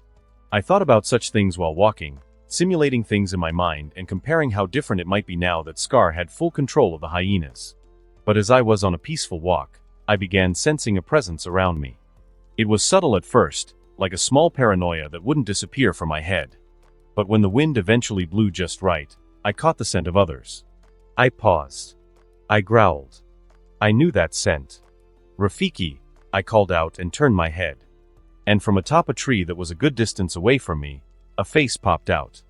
It was a colorful face that could not be mistaken even at such a distance and with my bad eyesight. Noticed me again. He said like he lost a game only he was playing. He jumped down from the tree and ran towards me. I slowly turned my body to face him. While I was contemplating what kind of impression I would make, the old monkey had already reached me. "Long time no see, my king," Rafiki said when he reached me. He gave me an exaggerated bow while he said that. On the other hand, I was left confused. I even forgot what kind of tone I was planning to use with him.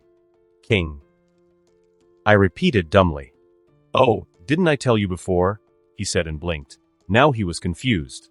"What? You didn't tell me anything. You cheered after I took down the giraffe and just left and disappeared for almost a week," I said. Rafiki laughed when I accused him. It was not like a laugh in the middle of a conversation, but a full-blown laughter you would expect after saying the funniest joke of the century.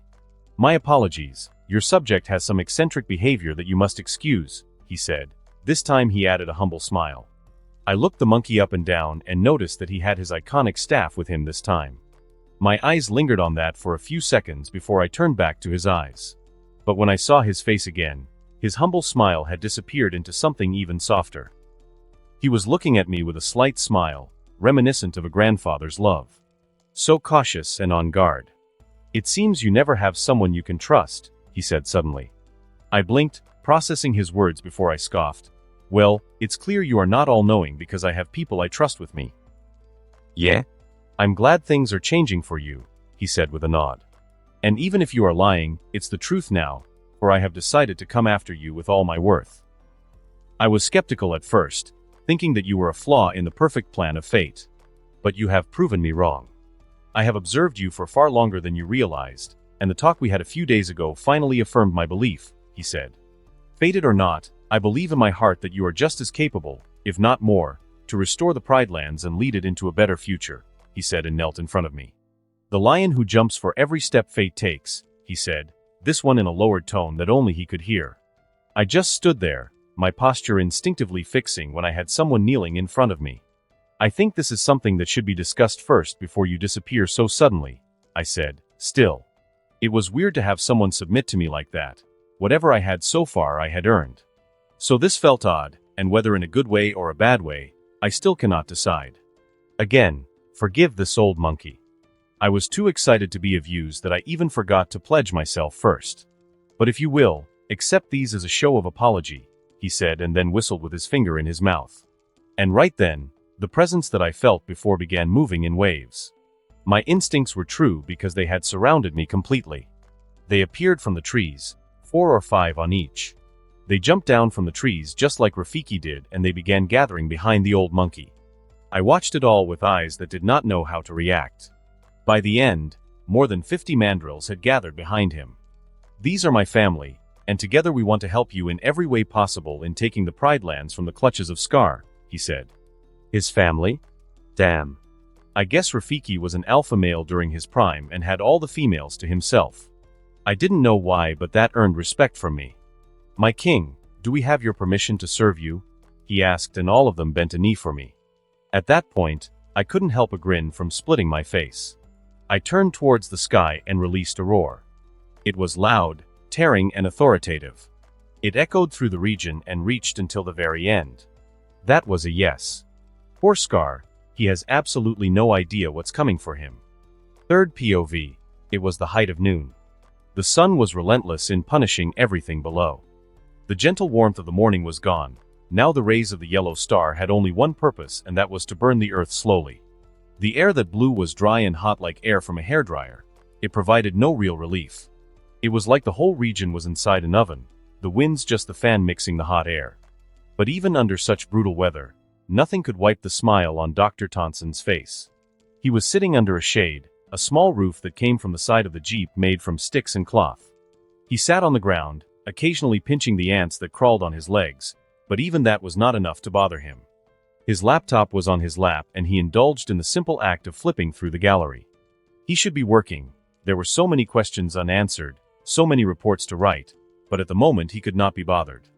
He looked fondly at the images of the team interacting with Leo's pride. The small help they offered Leo had changed everything. The distant lion pride that ignored their existence completely was starting to interact with them. Their interaction was still very limited, but it was a huge difference from the status quo before. It was yet another show of Leo's intelligence. He was smart enough to repay good with goodwill and also polite enough to show gratitude. Leo himself was still a bit shy and only briefly interacted, but that set an example for the rest of the pride. Dr. Thompson flipped past one image after another. One showed Dr. Robert with the young lion Zale, named Macaulay Jr. by them. The old doctor was all smiles as he hugged the giant cat. The human was nearly swallowed by the mane and Zale himself looked to the horizon. He couldn't be bothered. He was treating the doctor like a playful, curious cub. Another image showed Dr. Hannah with the younger cubs. The cubs were all bigger than her, but they still had a hint of juvenile on them. One tried to climb on her from behind while another tugged at her hair. They were always gentle with the humans, and in the image, Hannah was laughing. One image showed Ramirez between 4 lionesses. He was hugging them from both sides and his expression was cocky with sunglasses on. He was acting like a pimp in the middle of the ladies. Another image had Malik on his back, his expression mockingly fearful while a cub sat on top of his belly and licked his neck and chest. The slight pain in his eyes, however, was not fake, as lions have very rough tongues. And finally, Dr. Thompson paused at his own image. Leo was lying down, his arms crossed in front of him like the dignified king that he was. On the other hand, He crouched beside Leo, their bodies making contact. Even though Leo was not propping himself up and only lying, his head was still above Dr. Tonson. His face and his mane were as big as Dr. Tonson, who was crouching. But different from the rest, Leo and Dr. Tonson were looking straight at the camera. It was as if both were professionally posing for the camera. Dr. Tonson lingered on that image for a long time. A satisfied sigh left his mouth while his eyes looked at the picture fondly. In all his years, he never had such commitment or connection with an animal. Leo was special, not just as a specimen but as a proper living creature, the same as them. But while he was occupied with the picture and lazy thoughts, an email came to him. The notification popped up on top of the screen. He was going to ignore it, but the sender's email caught his attention and he opened the mail. It was a report from the leader of the crew back in the Serengeti. The mail also had videos and images attached, so Dr. Tonson decided to read it immediately. Minutes passed and slowly but surely, the smile on his face turned into a frown. His relaxed posture, where he leaned on the jeep, also turned into something stiff as his face got closer to the screen. The absence of Leo had created a huge vacuum in the Serengeti. The land was already humongous. The whole territory was enough to sustain multiple prides. It was barely functioning when it was ruled by dominant rulers, first the Mbali brothers and then Leo. But after Leo left, that thin order erupted and the Serengeti was plunged into chaos. Without a proper king that they could challenge, the rogues began fighting among each other for the land. There was no solid lion whom they could target, so everyone fought for the empty throne. In an astonishing turn of events, the death of lions nearly doubled since Leo left. If Leo left bodies everywhere he went, now it was even more brutal. The Serengeti was slowly turning into a lion's graveyard as everyone fought for land they were not worthy to rule. But that was about to change soon. The email talked about the Four Musketeers, a coalition of 4 lions that brought about a new era in the region they were from, the Masai Mara. It had not even been a year since they became the kings of the Masai Mara, but now they were already looking for more lands to conquer. Perhaps they had caught the news of the chaos in the Serengeti. They crossed the river and took their first step in the Serengeti 3 days ago. All 4 of them, Scarface, Morani, Sikio, and Hunter. And only after 4 days passed, the 4 brothers had killed nearly a dozen other lions, and on that morning, they began patrolling, roaring, and marking the territory as if they owned it. The 4 musketeers had claimed the Serengeti. And from what the researchers had seen so far, there were no lions or coalitions in the Serengeti that could challenge the new order. The email ended with regards from the sender. He wished Dr. Tonson and his team luck and also gave a warning. Do not let Leo come back to the Serengeti. The land now belonged to the 4 musketeers, the 4 new kings, legends of their own right. If Leo came back, there would be war, and he feared Leo might meet his end there. The 4 musketeers were not like other lions. They were much like the Mbali brothers, but even more powerful with their number. Instead, the sender advised Dr. Tonson to make sure Leo stayed there and ruled the new land. Dr. Tonson released a huge sigh and took off his glasses. He rubbed his eyes. The moment of peace and smile was gone. Now it was back to full worry and concern mode. What the hell is happening in nature? He asked. Was it always this hectic and dramatic, and we are just now seeing it? He didn't know. But before he suffered long in that thought, Ramirez jumped out from the jeep. You gotta see this, he said and slid next to the doctor. His action kicked up dust that made Dr. Tonson cough, but before he could scold the young man, his eyes caught the footage on the screen. What? He asked dumbly and snatched the drone controller and the tablet from Ramirez. Upon a closer look, you could see Leo on the footage. Not only that, there was a full troop of mandrills that were kneeling down to him as if paying respect to the king. This is... He began, but no words found life. In the end, he pushed his hand through his hair and submitted completely to the things happening around him. First POV, after Rafiki and his troops swore their allegiance to me, they also helped me locate prey. Another giraffe. It seemed there were a lot of them in the area, as they were most suited to survive in a region such as this. The air was hot and heavy that day, carrying the faint hum of insects and the distant calls of vultures that circled lazily above. Even though the land was dry and cracked, the giraffes managed to find life in what little thorny trees remained. Their tall necks and long tongues gave them access to what no other animal could reach, allowing them to thrive where others starved. They were also big enough to feed the whole pride if taken down, so they were the best prey in the situation. But I did not set out alone to hunt my third giraffe. This time, I called my pride to help me with the hunt. It was similar to how I brought them to my buffalo hunt to teach them the correct way to take it down. With our combined forces, the young bull that we made our target fell easily enough. Even if I had not used any strategy, more than 20 lions would have been too much for any living creature on land. We overwhelmed him and then killed him. We ate our final meal right then and there. I told my pride to enjoy the meal because it would be our last before we head back to the next battle. 3 days quickly passed after we had that meal, and by that point, we were all in perfect condition. I had fully recovered. There was no complaint on my side when it came to my physicality. In fact, I felt stronger than ever. The rest of the pride were also void of injuries, including Tala. The heavy meal we had 3 days prior had been digested, and we were now brimming with energy and the intent to fight. So in the morning, exactly 10 days from our first battle, I woke up my pride before the sunrise woke them. "It's time to move," I said softly, but the darkness and silence of the night made my voice echo. The pride stirred, one by one, eyes glowing faintly in the starlight. The air was cool before dawn, but already it carried the weight of the coming day. Paws shuffled, tails swished, and soon the silent army stood behind me, ready to follow. And so, I led my pride towards the Pridelands once more. This time, I felt that we would finally take back the land, no matter how bad it had gotten. This would be the final conflict in the war. We went up the same gorge where the last battle took place. The corpses of the hyenas had been turned into skeletons, but the smell of old blood remained, clinging stubbornly to the rocky walls. I was the first to step into the Pridelands. I kicked up a musty dust when I took that first step into the hollow shell of my former home. By that point, the sun had risen on the horizon, but the sheer absence of life in the Pridelands made it seem darker than it really was. The land stretched out before me, once green and alive, now nothing but gray and yellow. The rivers had thinned into trickles, the watering holes turned to mud, and the wind howled across empty plains that used to sing with life.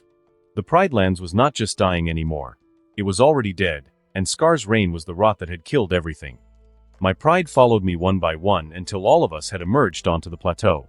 I stared into the distance. The trees were dry and hollow, and the land was void of green vegetation, so it provided an unobstructed view. I could see the tall pride rocks looking like the size of a needle on the horizon. What used to be a castle of pride and power now seemed like a pillar that barely held up the land. It was, in all senses of the word, a tragic sight to see. Nala, Sarabi, and Zuri all came forward and made contact with me from each side. The four of us shared the emotions that no one else in the pride shared. We have faced them once before, more unprepared, but we won. This time, our victory is all but certain, I said. I leaned down and lightly kissed Zuri's head. "Let's take back our home," I said. My words caused a wake among the vultures as they began soaring in the sky. Many of them had stayed in the Pridelands, feeding on the decaying corpses of the hyenas. And right now, they all jumped up and began soaring through the sky. It was an omen when the herald of death took the skies. And with their presence quickly filling the sky, we began a slow march towards the Pride Rock, where our enemies reside. Third POV. "See that?" Grim said while looking up at the sky. The other vultures were slowly filling up the blue expanse. "That's a sign, the final warning," he said. By this time, Grim was already in the Pride Rocks. He was surrounded by groups of hyenas from all sides, and yet no one attacked him. He carried with him the dreaded scent of Leo, so no one dared attack. Instead, they listened to him like a crowd would listen to the preacher. The choice relies on you. Oppose him and die, or join him and live. I advise everyone to choose wisely, because this wouldn't have any effect. He will do what he promised, regardless of what you choose. It's only your own life that will be affected, Grim said. He opened his massive wingspan, and with no hurry at all, he too took to the sky and became a herald of what was to come. The hyenas below, on the other hand, remained in their place. They looked up at all the vultures, and the scene was a reminder of what took place just 10 days ago. Even for a wild animal, the battle was traumatizing still. After gazing at the sky, the hyenas looked among each other. No one knew who was going to be the traitor and who was going to be loyal to Scar. Grim had explicitly told them to hide and only reveal themselves after the battle. This sowed a great unease among the hyenas. How could they possibly work together if no one trusted each other? The hyenas was an army bound to fall, and it is from within that it would begin. On the top of the Pride Rocks, Scar and his own pride too were gazing up at the sky. It was only the second time that they saw the gathering of vultures, but they knew already what that entailed. They are circling the sky like they would a dying prey, Zira said with a shake of her head. How ominous. Leo is on the move, Scar said. The time has come. Scar walked towards the edge of the massive rock and he roared into the sky. It was a warning, similar to what a king would scream to ward off intruders. It also got the attention of the hyenas that camped at the base of the kopje. The army of hyenas got up and quickly joined Scar in his roar. The hyenas did not exactly roar, but they screamed horrific sounds and cries that oppressed the surroundings. And in return, a single roar exploded out from the far horizon. It was only once, but it silenced everything else briefly. The sheer volume and the echo made it so that no one could tell from where it came. It only told them their fear. He was here. And he was here to take it all. Third POV, Leo stopped the march when Pride Rock came into sight. It still stood far in the distance, jagged against the pale sky, but from here both he and his pride could see their enemies clearly. The land between them was a graveyard of what once thrived. The sun was already high by this point and its light exposed every crack in the earth.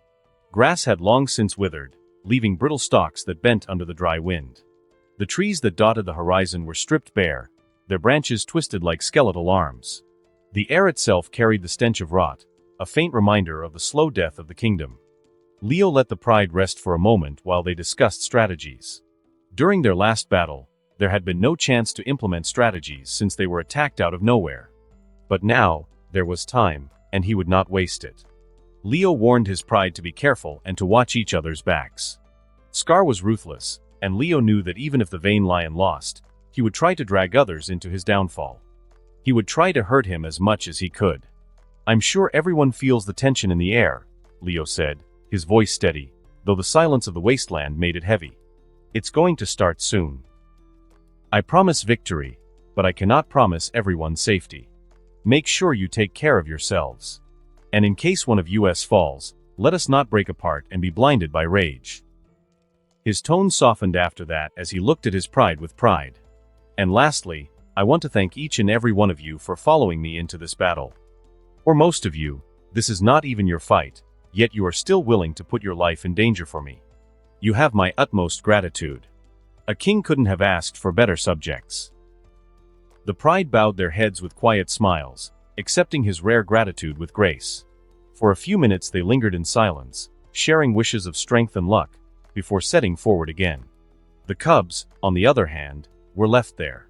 They were told rules that they must strictly follow. They were only going to be a hindrance in battle, so it was best that they did not intervene. At the same time, the cubs were already old enough to run away or fight for their safety. Most of them were already bigger than a hyena. But still, they were made to stay there. They watched as the adults slowly disappeared into the horizon. The pace of the pride was slow but had a steady weight, like the only thing stopping them now was time. By sunset, the Pridelands would welcome a new dynasty. In response, Scar and his forces began gathering at the base of Pride Rock. Their numbers easily overwhelmed Leo's even now. But it was clear from the behavior of each side who had the upper hand. When Scar's army had fully gathered, lions and hyenas, they too began to march forward. For a moment, the two sides approached each other slowly. But soon enough, their pace quickened and their speed only increased with each passing second until both sides were running at each other full speed. Malice was in the air. War was abrupt. The hyenas released crooked cries of fear and horrific laughter of anger. On the other hand, the lions roared and growled. Together, they created a chorus that was sung before the start of an epic.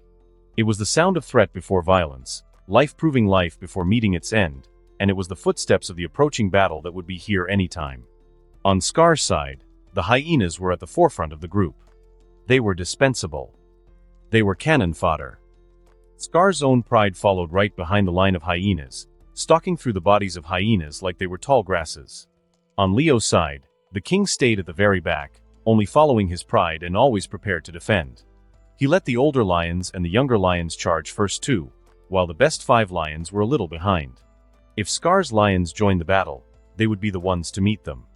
The hyenas were of lesser threat, so they let the weaker members meet them. The world seemed to wait in anticipation as the two forces neared each other inch by inch. The very air became frozen for a still moment and then exploded out when both parties made the first contact. They crashed together like thunder, and blood was the rain. The ground trembled beneath their charge, dust and broken earth exploding upward as claws met flesh and teeth sank deep. Hyenas screeched and wailed, their crooked cries echoing across the barren land. The front lines of hyenas shattered at the first collision. That was to be expected since the lions were bigger and stronger. They were many, but they were weak, and they met the wall of Leo's pride with no order, no discipline. So bodies rolled into the dust, some torn apart in an instant. But numbers were always the advantage here. Leo's pride made a neat wall, but behind them was no one else. On the other hand, the hyenas came in waves, and even though the frontliners fell quickly, a bigger wave came upon them, trampling their own in order to hurt the enemy. The lions swiped at the hyenas. Paws equipped with deadly claws, that was the extra weapon each lion had that hyenas didn't. The lions made use of that as they began raking the closest enemy. Some hyenas had their faces peeled halfway, some suffered a broken jaw, others torn lips, while the rest suffered worse injuries. The lions were not unharmed either, as they had to deal with the snapping of 100 jaws. That much jaw was enough to chip away an elephant, much less lions. Their loose skin worked to prevent cut, penetration, and tear damage, but that too had its limits. Imagine a war between animals to be completely different from sentient humans. The beasts were driven by instincts, not sentience. Each action they made, even a single one among the thousands, seemed way too deadly from human eyes. But not only were they acting with such malice and violence, they were able to soak those up too. In the times of battle, the animals had endurance you simply would not believe. There was no order. Even Leo's pride barely held a proper formation. The whole thing was chaos incarnate, where each beast attacked the nearest enemy on sight. Limbs flailed around, jaws snapped shut with only sound, sometimes with flesh and bone in between. Blood seemed like a resource that every animal was excited to throw away. Red soon pooled on the land, but the dry earth drank everything with endless thirst. Leo did not join the battle just yet. Instead, his eyes looked past the chaotic battle and locked with Scar's own gaze. The two kings shared a look briefly, both snarling at each other with a culmination of years of anger. Overlooking everything from above were the vultures and the drones. They swirled in the pale sky, their shadows stretching across the wasteland. Scar's lions hung back only briefly before stepping forward. Their long silhouettes cut through the chaos of the hyenas. They were terribly fast, so much faster than the hyenas, so much faster than Leo's own pride. They jolted out amid the sea of hyenas like sharks erupting from the sea. They were 9 powerful lions, 2 of them being full-fledged male lions. They didn't have the size advantage, but they had enough bitterness and malice to make up for it. Careful! Nala screamed from the back, but it was all too late. Some of the lionesses managed to move back in time, but 3 of them got caught by the enemy. The slender lions latched onto the neck, the shoulder, and the chest. They sank their teeth with the intent to kill.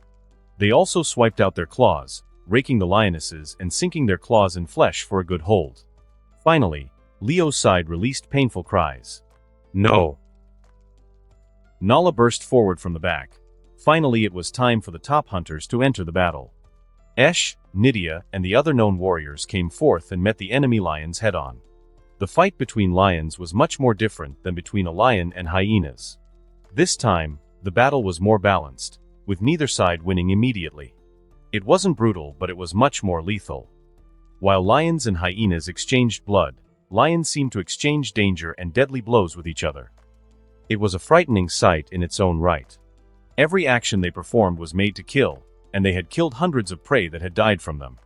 So they were throwing these same attacks at each other, trying to rob the other of their life. Amid Leo's lionesses, Zale also came forward. He was a male lion among females, so his sheer size and presence stood out. He came forward and bellowed a deep roar before raging. He made quick work of 3 hyenas that tried to aid the enemy lions before 2 lionesses came on him. One attacked from the front while another leapt on his back. The 2 bit as hard as they could, but females were much weaker than males. Zale released a deep growl before his claws came out and he began dealing with the 2 lionesses. His massive frame bucked, throwing the one on his back to the ground with a sickening thud. He pinned her with one paw and snapped his jaws toward the second, forcing her to retreat with a hiss. His mane seemed to have gotten even darker ever since they came to the Pride Lands. His eyes were orbs of fury. The battle raged on. The hyenas felt a huge relief as Scar's lionesses were able to deal with one lion each. That gave breathing space for them and also to look for another angle of attack. But right before they could launch an attack and turn the tide, a roar punched holes into the howling air. Leo's roar shook the battlefield, and his presence alone elevated the battle to a whole other dimension of intensity. Disperse. Remember the plan. Take them out one by one. In retaliation, Scar did not join the battle but instead screamed out the order. Leo took a giant leap into the air. He jumped past his army of lions and landed directly onto the clan of hyenas. But without protesting in the fight, they dispersed immediately. They made puppy sounds the moment Leo lunged into battle. His entrance was a sign to the rest of the pride as well. The lionesses shared a look between themselves before they too dispersed, as if also following Scar's command. Leo had separated the pride into 4 groups in total. There were the top 5 fighters of the pride: Zale, Nala, Esh, Nydia, and Saba. They made the first group and played the most important role. They were to stay with Leo and fight Scar and his pride head-on while the rest would deal with the hyenas. The rest of the pride were further separated into 3 groups. Although Leo did not say it out loud, he did not put together lionesses that were too close and could drag each other down if one fell. So the groups were a mix of the older generation, the younger ones, and even Tala, who was not included in the first group due to her previous mistake. Each group found each other amid the chaos and dispersed immediately. The hyenas, seeing a chance to run away from Leo, did so with an unhealthy amount of need as they bolted after the other lions. The chaotic battlefield split into 4. Almost every hyena split apart and followed the 3 groups of Leo's pride. They moved into another location to have their own battle. Meanwhile, Leo and the first group, along with Scar and his pride of lions, remained. Leo watched all this happen and did nothing else. It was all part of their plan, so he let it proceed. After the others had left, Leo turned back to the battlefield. Scar kept 5 hyenas beside him, but other than that, it was only lions that stayed in this particular battle. Looking around, Leo analyzed his enemies and he couldn't help but grin a monstrous grin. "Too easy," he said. He turned to face Scar and his pride. His own lions immediately positioned themselves behind him. The 2 lion prides went into a stare-down briefly. "This is the end," Leo said. The vultures in the sky were many, enough to cast a shadow in the particular area where the battle was going to take place. The carrion were crying out in anticipation. "You all haven't welcomed me," Leo said, addressing Scar and his pride. "I'm home." Third POV, Group 2. The second group consisted of Nia, Tala, Kali, Asha, and Shira. They were followed by multiple hyenas as they moved away from the rest of the group. They were not running for the sake of running either. Instead, it was more like they were dragging the fight elsewhere while fending off the hyenas at the same time. A few vultures flew down to help and guide them towards the planned location. A gorge existed only a kilometer away from the Pride Rocks. Yes, it was the same gorge where Mufasa died, and the reason why Mufasa could quickly reach there to save his son was also because it was near the Pride Rocks. The group was heading directly to that gorge to get a better fighting position. Inside the tight space of the gorge, the hyenas would not be able to surround them and they could fight back equally even though they were 5 against many hyenas. They are more than expected. Tala screamed out while turning and running away briefly before turning back and fighting off the 2 hyenas that slammed into her. She swung her paw with very ill intent. She nicked one hyena on the nose, leaving a clean cut. She knocked the other hyena at the head, sending the enemy tumbling. But the hyenas also fight back. They immediately bite down at her paw. Tala growled, quickly retracting her paw and snapping her teeth at the hyenas but missing. She ran again before they could continue and find the rhythm of their attack. From the hyenas' perspective, it looked like they were winning and the lions were running away and fighting back to fend them off. There are around 40 of them. Nia said, "We can win if we take down 10 each." Easy to say, harder to do. Asha said, twisting her body and swiping her claws at the hyenas, but the enemy was able to step back and dodge the attack. Another hyena lunged at Asha's flank, its jaws clamping into her fur. She spun violently, raking her hind claws across its snout until blood sprayed across the dirt. Before she could breathe, another came from the side, and she rammed her shoulder into it, knocking both of them back but leaving her own ribs bruised.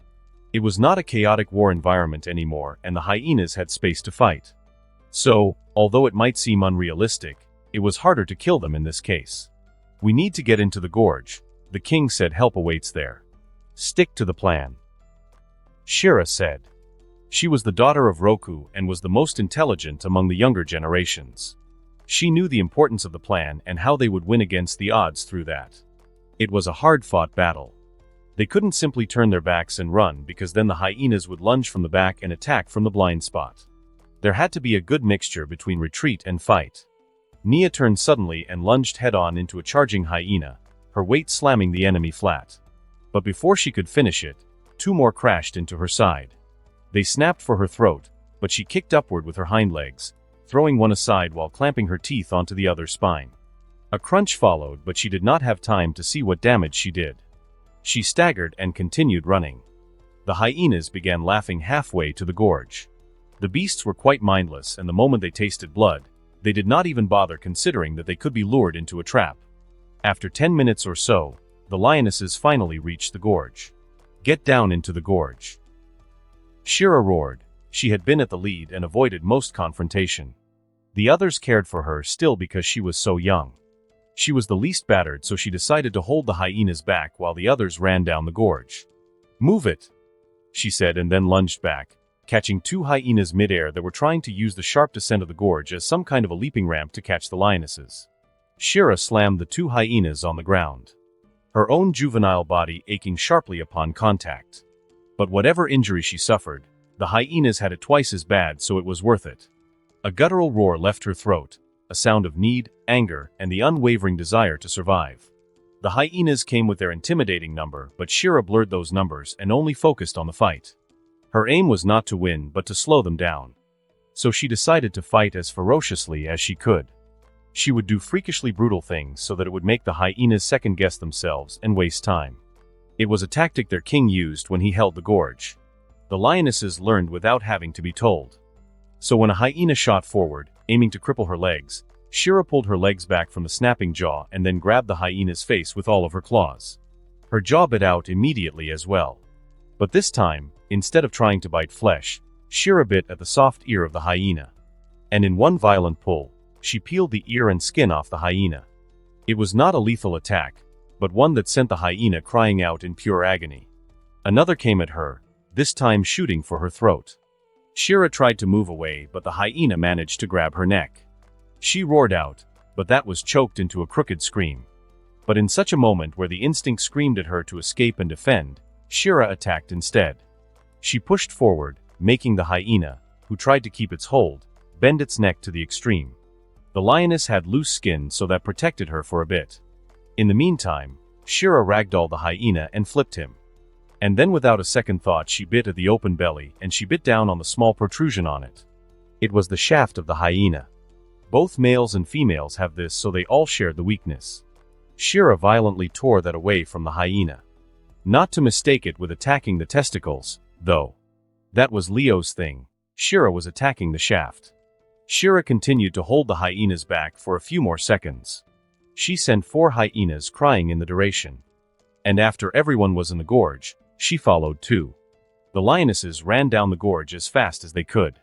This time, they sprinted without pausing for a fight. The hyenas came down like a tsunami. Only 4 or 5 hyenas had been injured and could not follow, so there was still a good number of them. Their teeth were bathed red from the small wounds they inflicted on the lionesses. They laughed madly and snarled angrily while trotting down the gorge. The lionesses continued running through the tight gorge that looked like an open vein of the earth. They ran until they saw one monkey peeking out from the edge of the gorge from above. They slid to a stop and turned, seemingly to stand their ground. 5 of them stood side by side, panting while blood decorated their fur. But the determination in their eyes spoke of hope and the sheer fight still left in them. Their king really put huge expectations on them. But instead of complaining, they took that as a great honor. Leo was a very independent lion king, even hunting for the whole pride more than the pride hunted for him. He was a provider unlike anyone else. So this was a great chance for them to finally show gratitude and also to show their king that they could be depended on. They stood like mountains stacked against the hyenas. Seemingly unwavering despite the wounds, seemingly unkillable despite the blood. If lions had spirit, theirs must have been burning in that moment. Wait for it, Shira said as the hyenas loomed in front of them.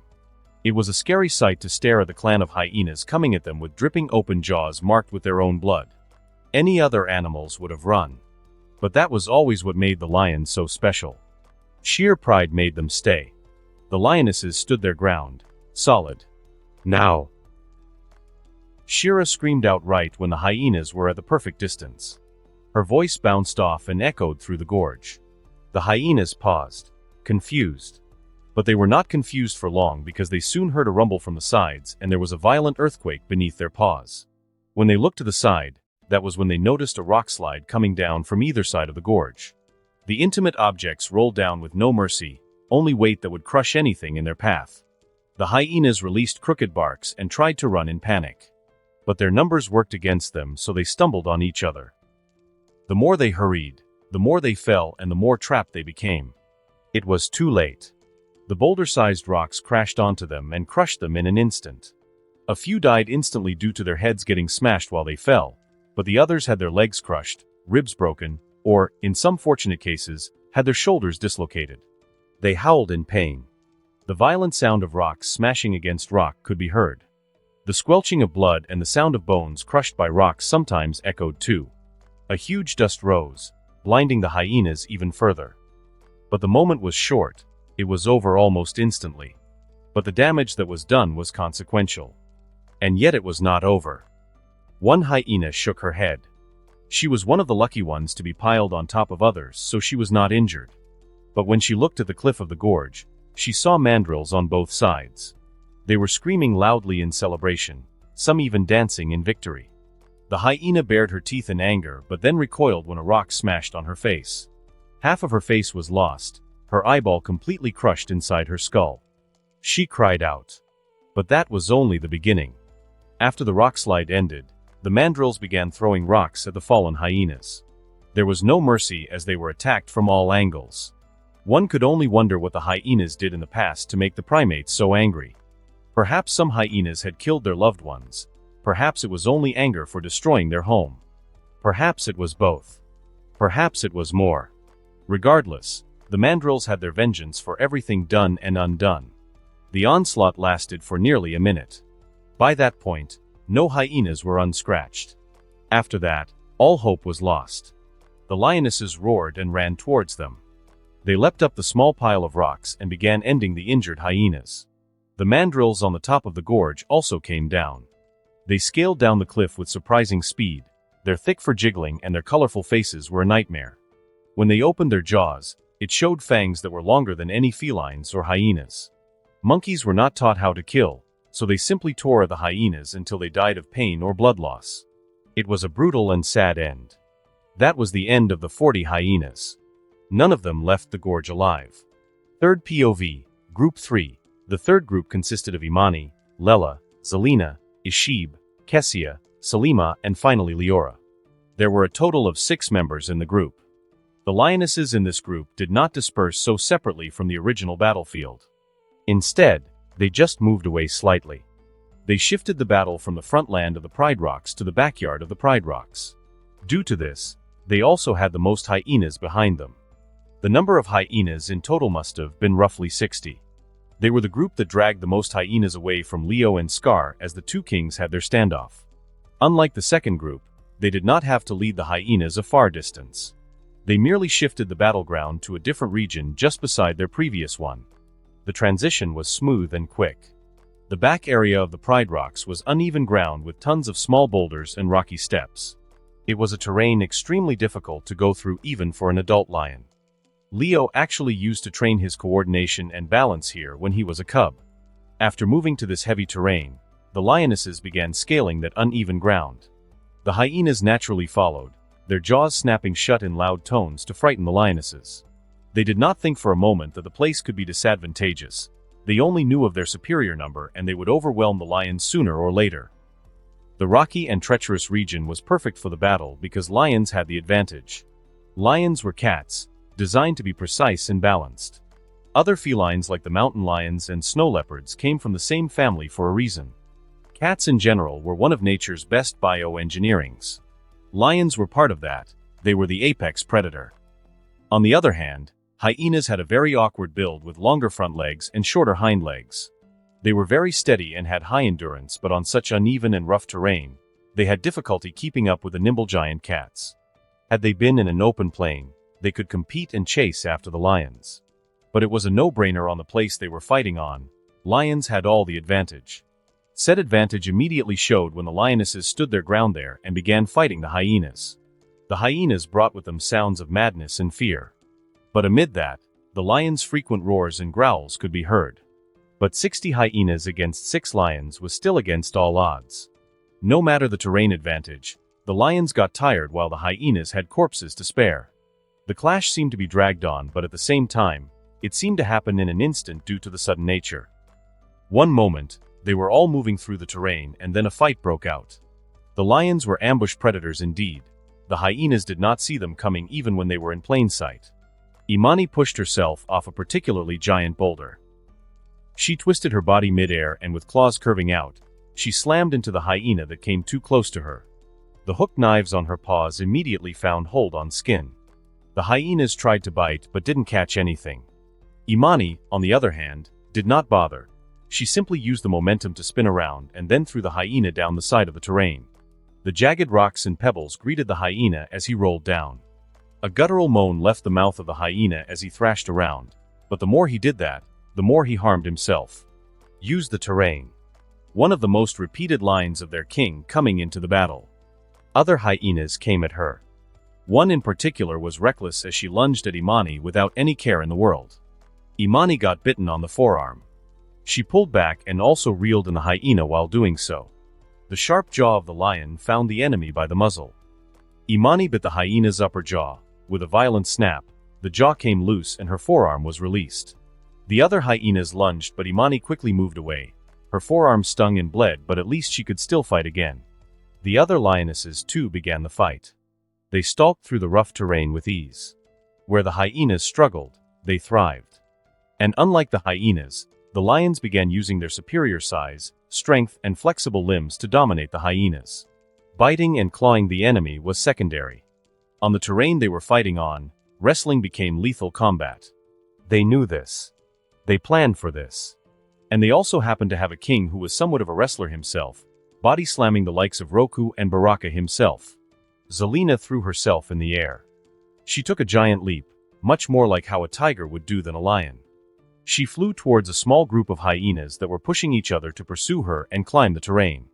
Zelina aimed perfectly as she crashed on the soft flesh of the hyenas instead of the rocky surface. The hyenas howled like hurt dogs when the lioness hit them with all her weight and more. The force knocked them off balance and all began to tumble down the terrain. But Zelina had claws, flexible limbs, and a wide paw with which she could catch herself without rolling. The hyenas had no such ability, so they took the brunt of the damage. But that didn't mean they went out so easily. The hyenas came back, stronger and angrier. The place was not a mountain. Although it was a rough terrain, it was more like a place with multiple mounds instead of a giant one. Their fall was not long. But when they scaled back up, Zelina took a stone in her paws. Her claws worked like fingers and she smashed it into the hyena that came close to her. Claws were damaging. They could cut and tear, but they were not the most efficient in putting out the enemy. But one smash of that rock caused a hole in the hyena's skull, where it began bleeding out. The hyena dropped dead, tongue hanging out. Lela was the most brutal among everyone. She backed herself into a suitable corner and faced a bunch of hyenas head-on. She applied the same strategy as the other 2 lionesses before her, but since multiple were attacking her, she had to do more wrestling. While Lela was biting a hyena by the nape and dragging his face on the grainy earth, another hyena lunged at her. The hyena caught her by the soft belly. The pain and the blood caused her to drop her bite in an instant. The hyena shot through her abdomen like a rocket, folding Lela like a tablecloth. But Lela was quick to react. She did not reply to the bite with a bite. She wrapped her arms around the smaller beast and with a huge heave, she threw him over her shoulder. She also fell on her back while she was at it, the jagged rocks causing her to breathe in an air of agony. But the hyena was flung a few meters away, crashing on the surface that had no mercy. More hyenas came at her. A lioness on her back was as vulnerable as they could get.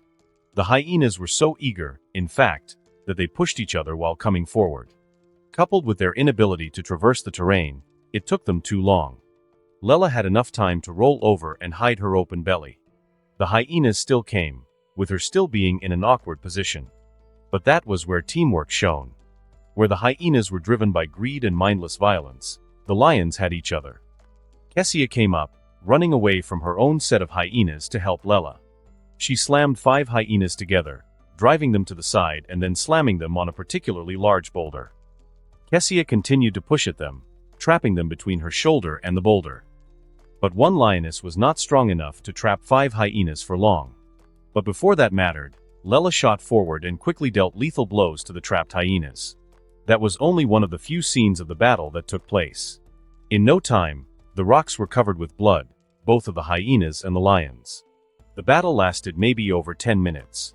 But by the end, the side to come victorious was always obvious. The hyenas. No matter the advantage, no matter the strategy or even the teamwork, 60 hyenas against 6 lionesses was too much. The lionesses were able to kill 16 hyenas and seriously injure a dozen more, but at that point the tide of the battle had turned. The lions were surrounded. They were at the most elevated part of the area, and behind them stood a tall tower of stone, which was the Pride Rocks. They chose to be trapped here because at least they didn't have to worry about being attacked from behind. The hyenas slowly trotted up the mound, their breath heavy and blood and drool flowed off their nasty, disease-infested jaws. They were angry, they were tired, and they were all injured in some way, but at last, they had the upper hand in the battle. They laughed, thinking they were bound to win from here on out. There were still around 47 of them still living. 35 of them were all capable of fighting. That was enough to end the lions, who were deadly tired and covered in wounds and now had nowhere else to go. "We got you now, nowhere to run," one hyena said while crawling up to them. He was dragging a broken leg behind him, but his eyes still had deadly fire, like he wanted revenge for whatever was inflicted on him. "I always wanted to taste a lion. Always acting so high and mighty, let's see if you taste better than the rest of us," another hyena said, her left eye white and blinded from the battle 10 days ago. But as the hyenas were quickly closing in on the lionesses, Grim began gliding above them. He released something akin to a caw while he circled the brutal terrain. Grim did not need to say anything else. His previous words were replayed in their mind. "Choose wisely." The hyenas paused all at once. Then they became cautious and looked at each other. The condition that Leo gave to spare their life was this. During the battle, especially when they seemed to have the upper hand against the lionesses, those who wanted mercy betrayed Scar. That way, their action would have real weight in the battle and their action would earn them mercy and redemption. Had they betrayed immediately after Grim's invitation, their action would only be cowardly and would not be enough to save their life. That was the message Grim passed to them. Now the hyenas were in a real dilemma. No one dared move as the hyenas stopped focusing on the lions and instead looked among each other. Even if they were to kill the lionesses here, it would only cement their death from Leo's hands. This small battle is only a piece of the larger one. They were at least smart enough to realize that. Hyenas may be dumb, but when it came to saving their skin, they were as smart as any animal could be. A minute later, none of them moved. No one did anything. Perhaps even the hyenas that were trying to betray them decided against it in favor of killing the lionesses right now. But then, roar. A roar shook the sky. It was a sound loud and powerful enough to tip the heart and change the mind. The sheer vibration from that roar sent goosebumps across the skin and attacked straight into the soul. It was a reminder of who they were actually facing. The lionesses here were nothing compared to the bigger beast. The hyenas froze. "Hey, I wonder how his voice would change when he sees your corpses," the same hyena with a broken leg said with a smirk. His posture relaxed. Then a jaw suddenly clamped down at the back of his neck. The hyena screamed in pain and shock as another hyena bit him from the back. His broken leg caused him to be helpless as the traitor killed him after multiple violent thrashings.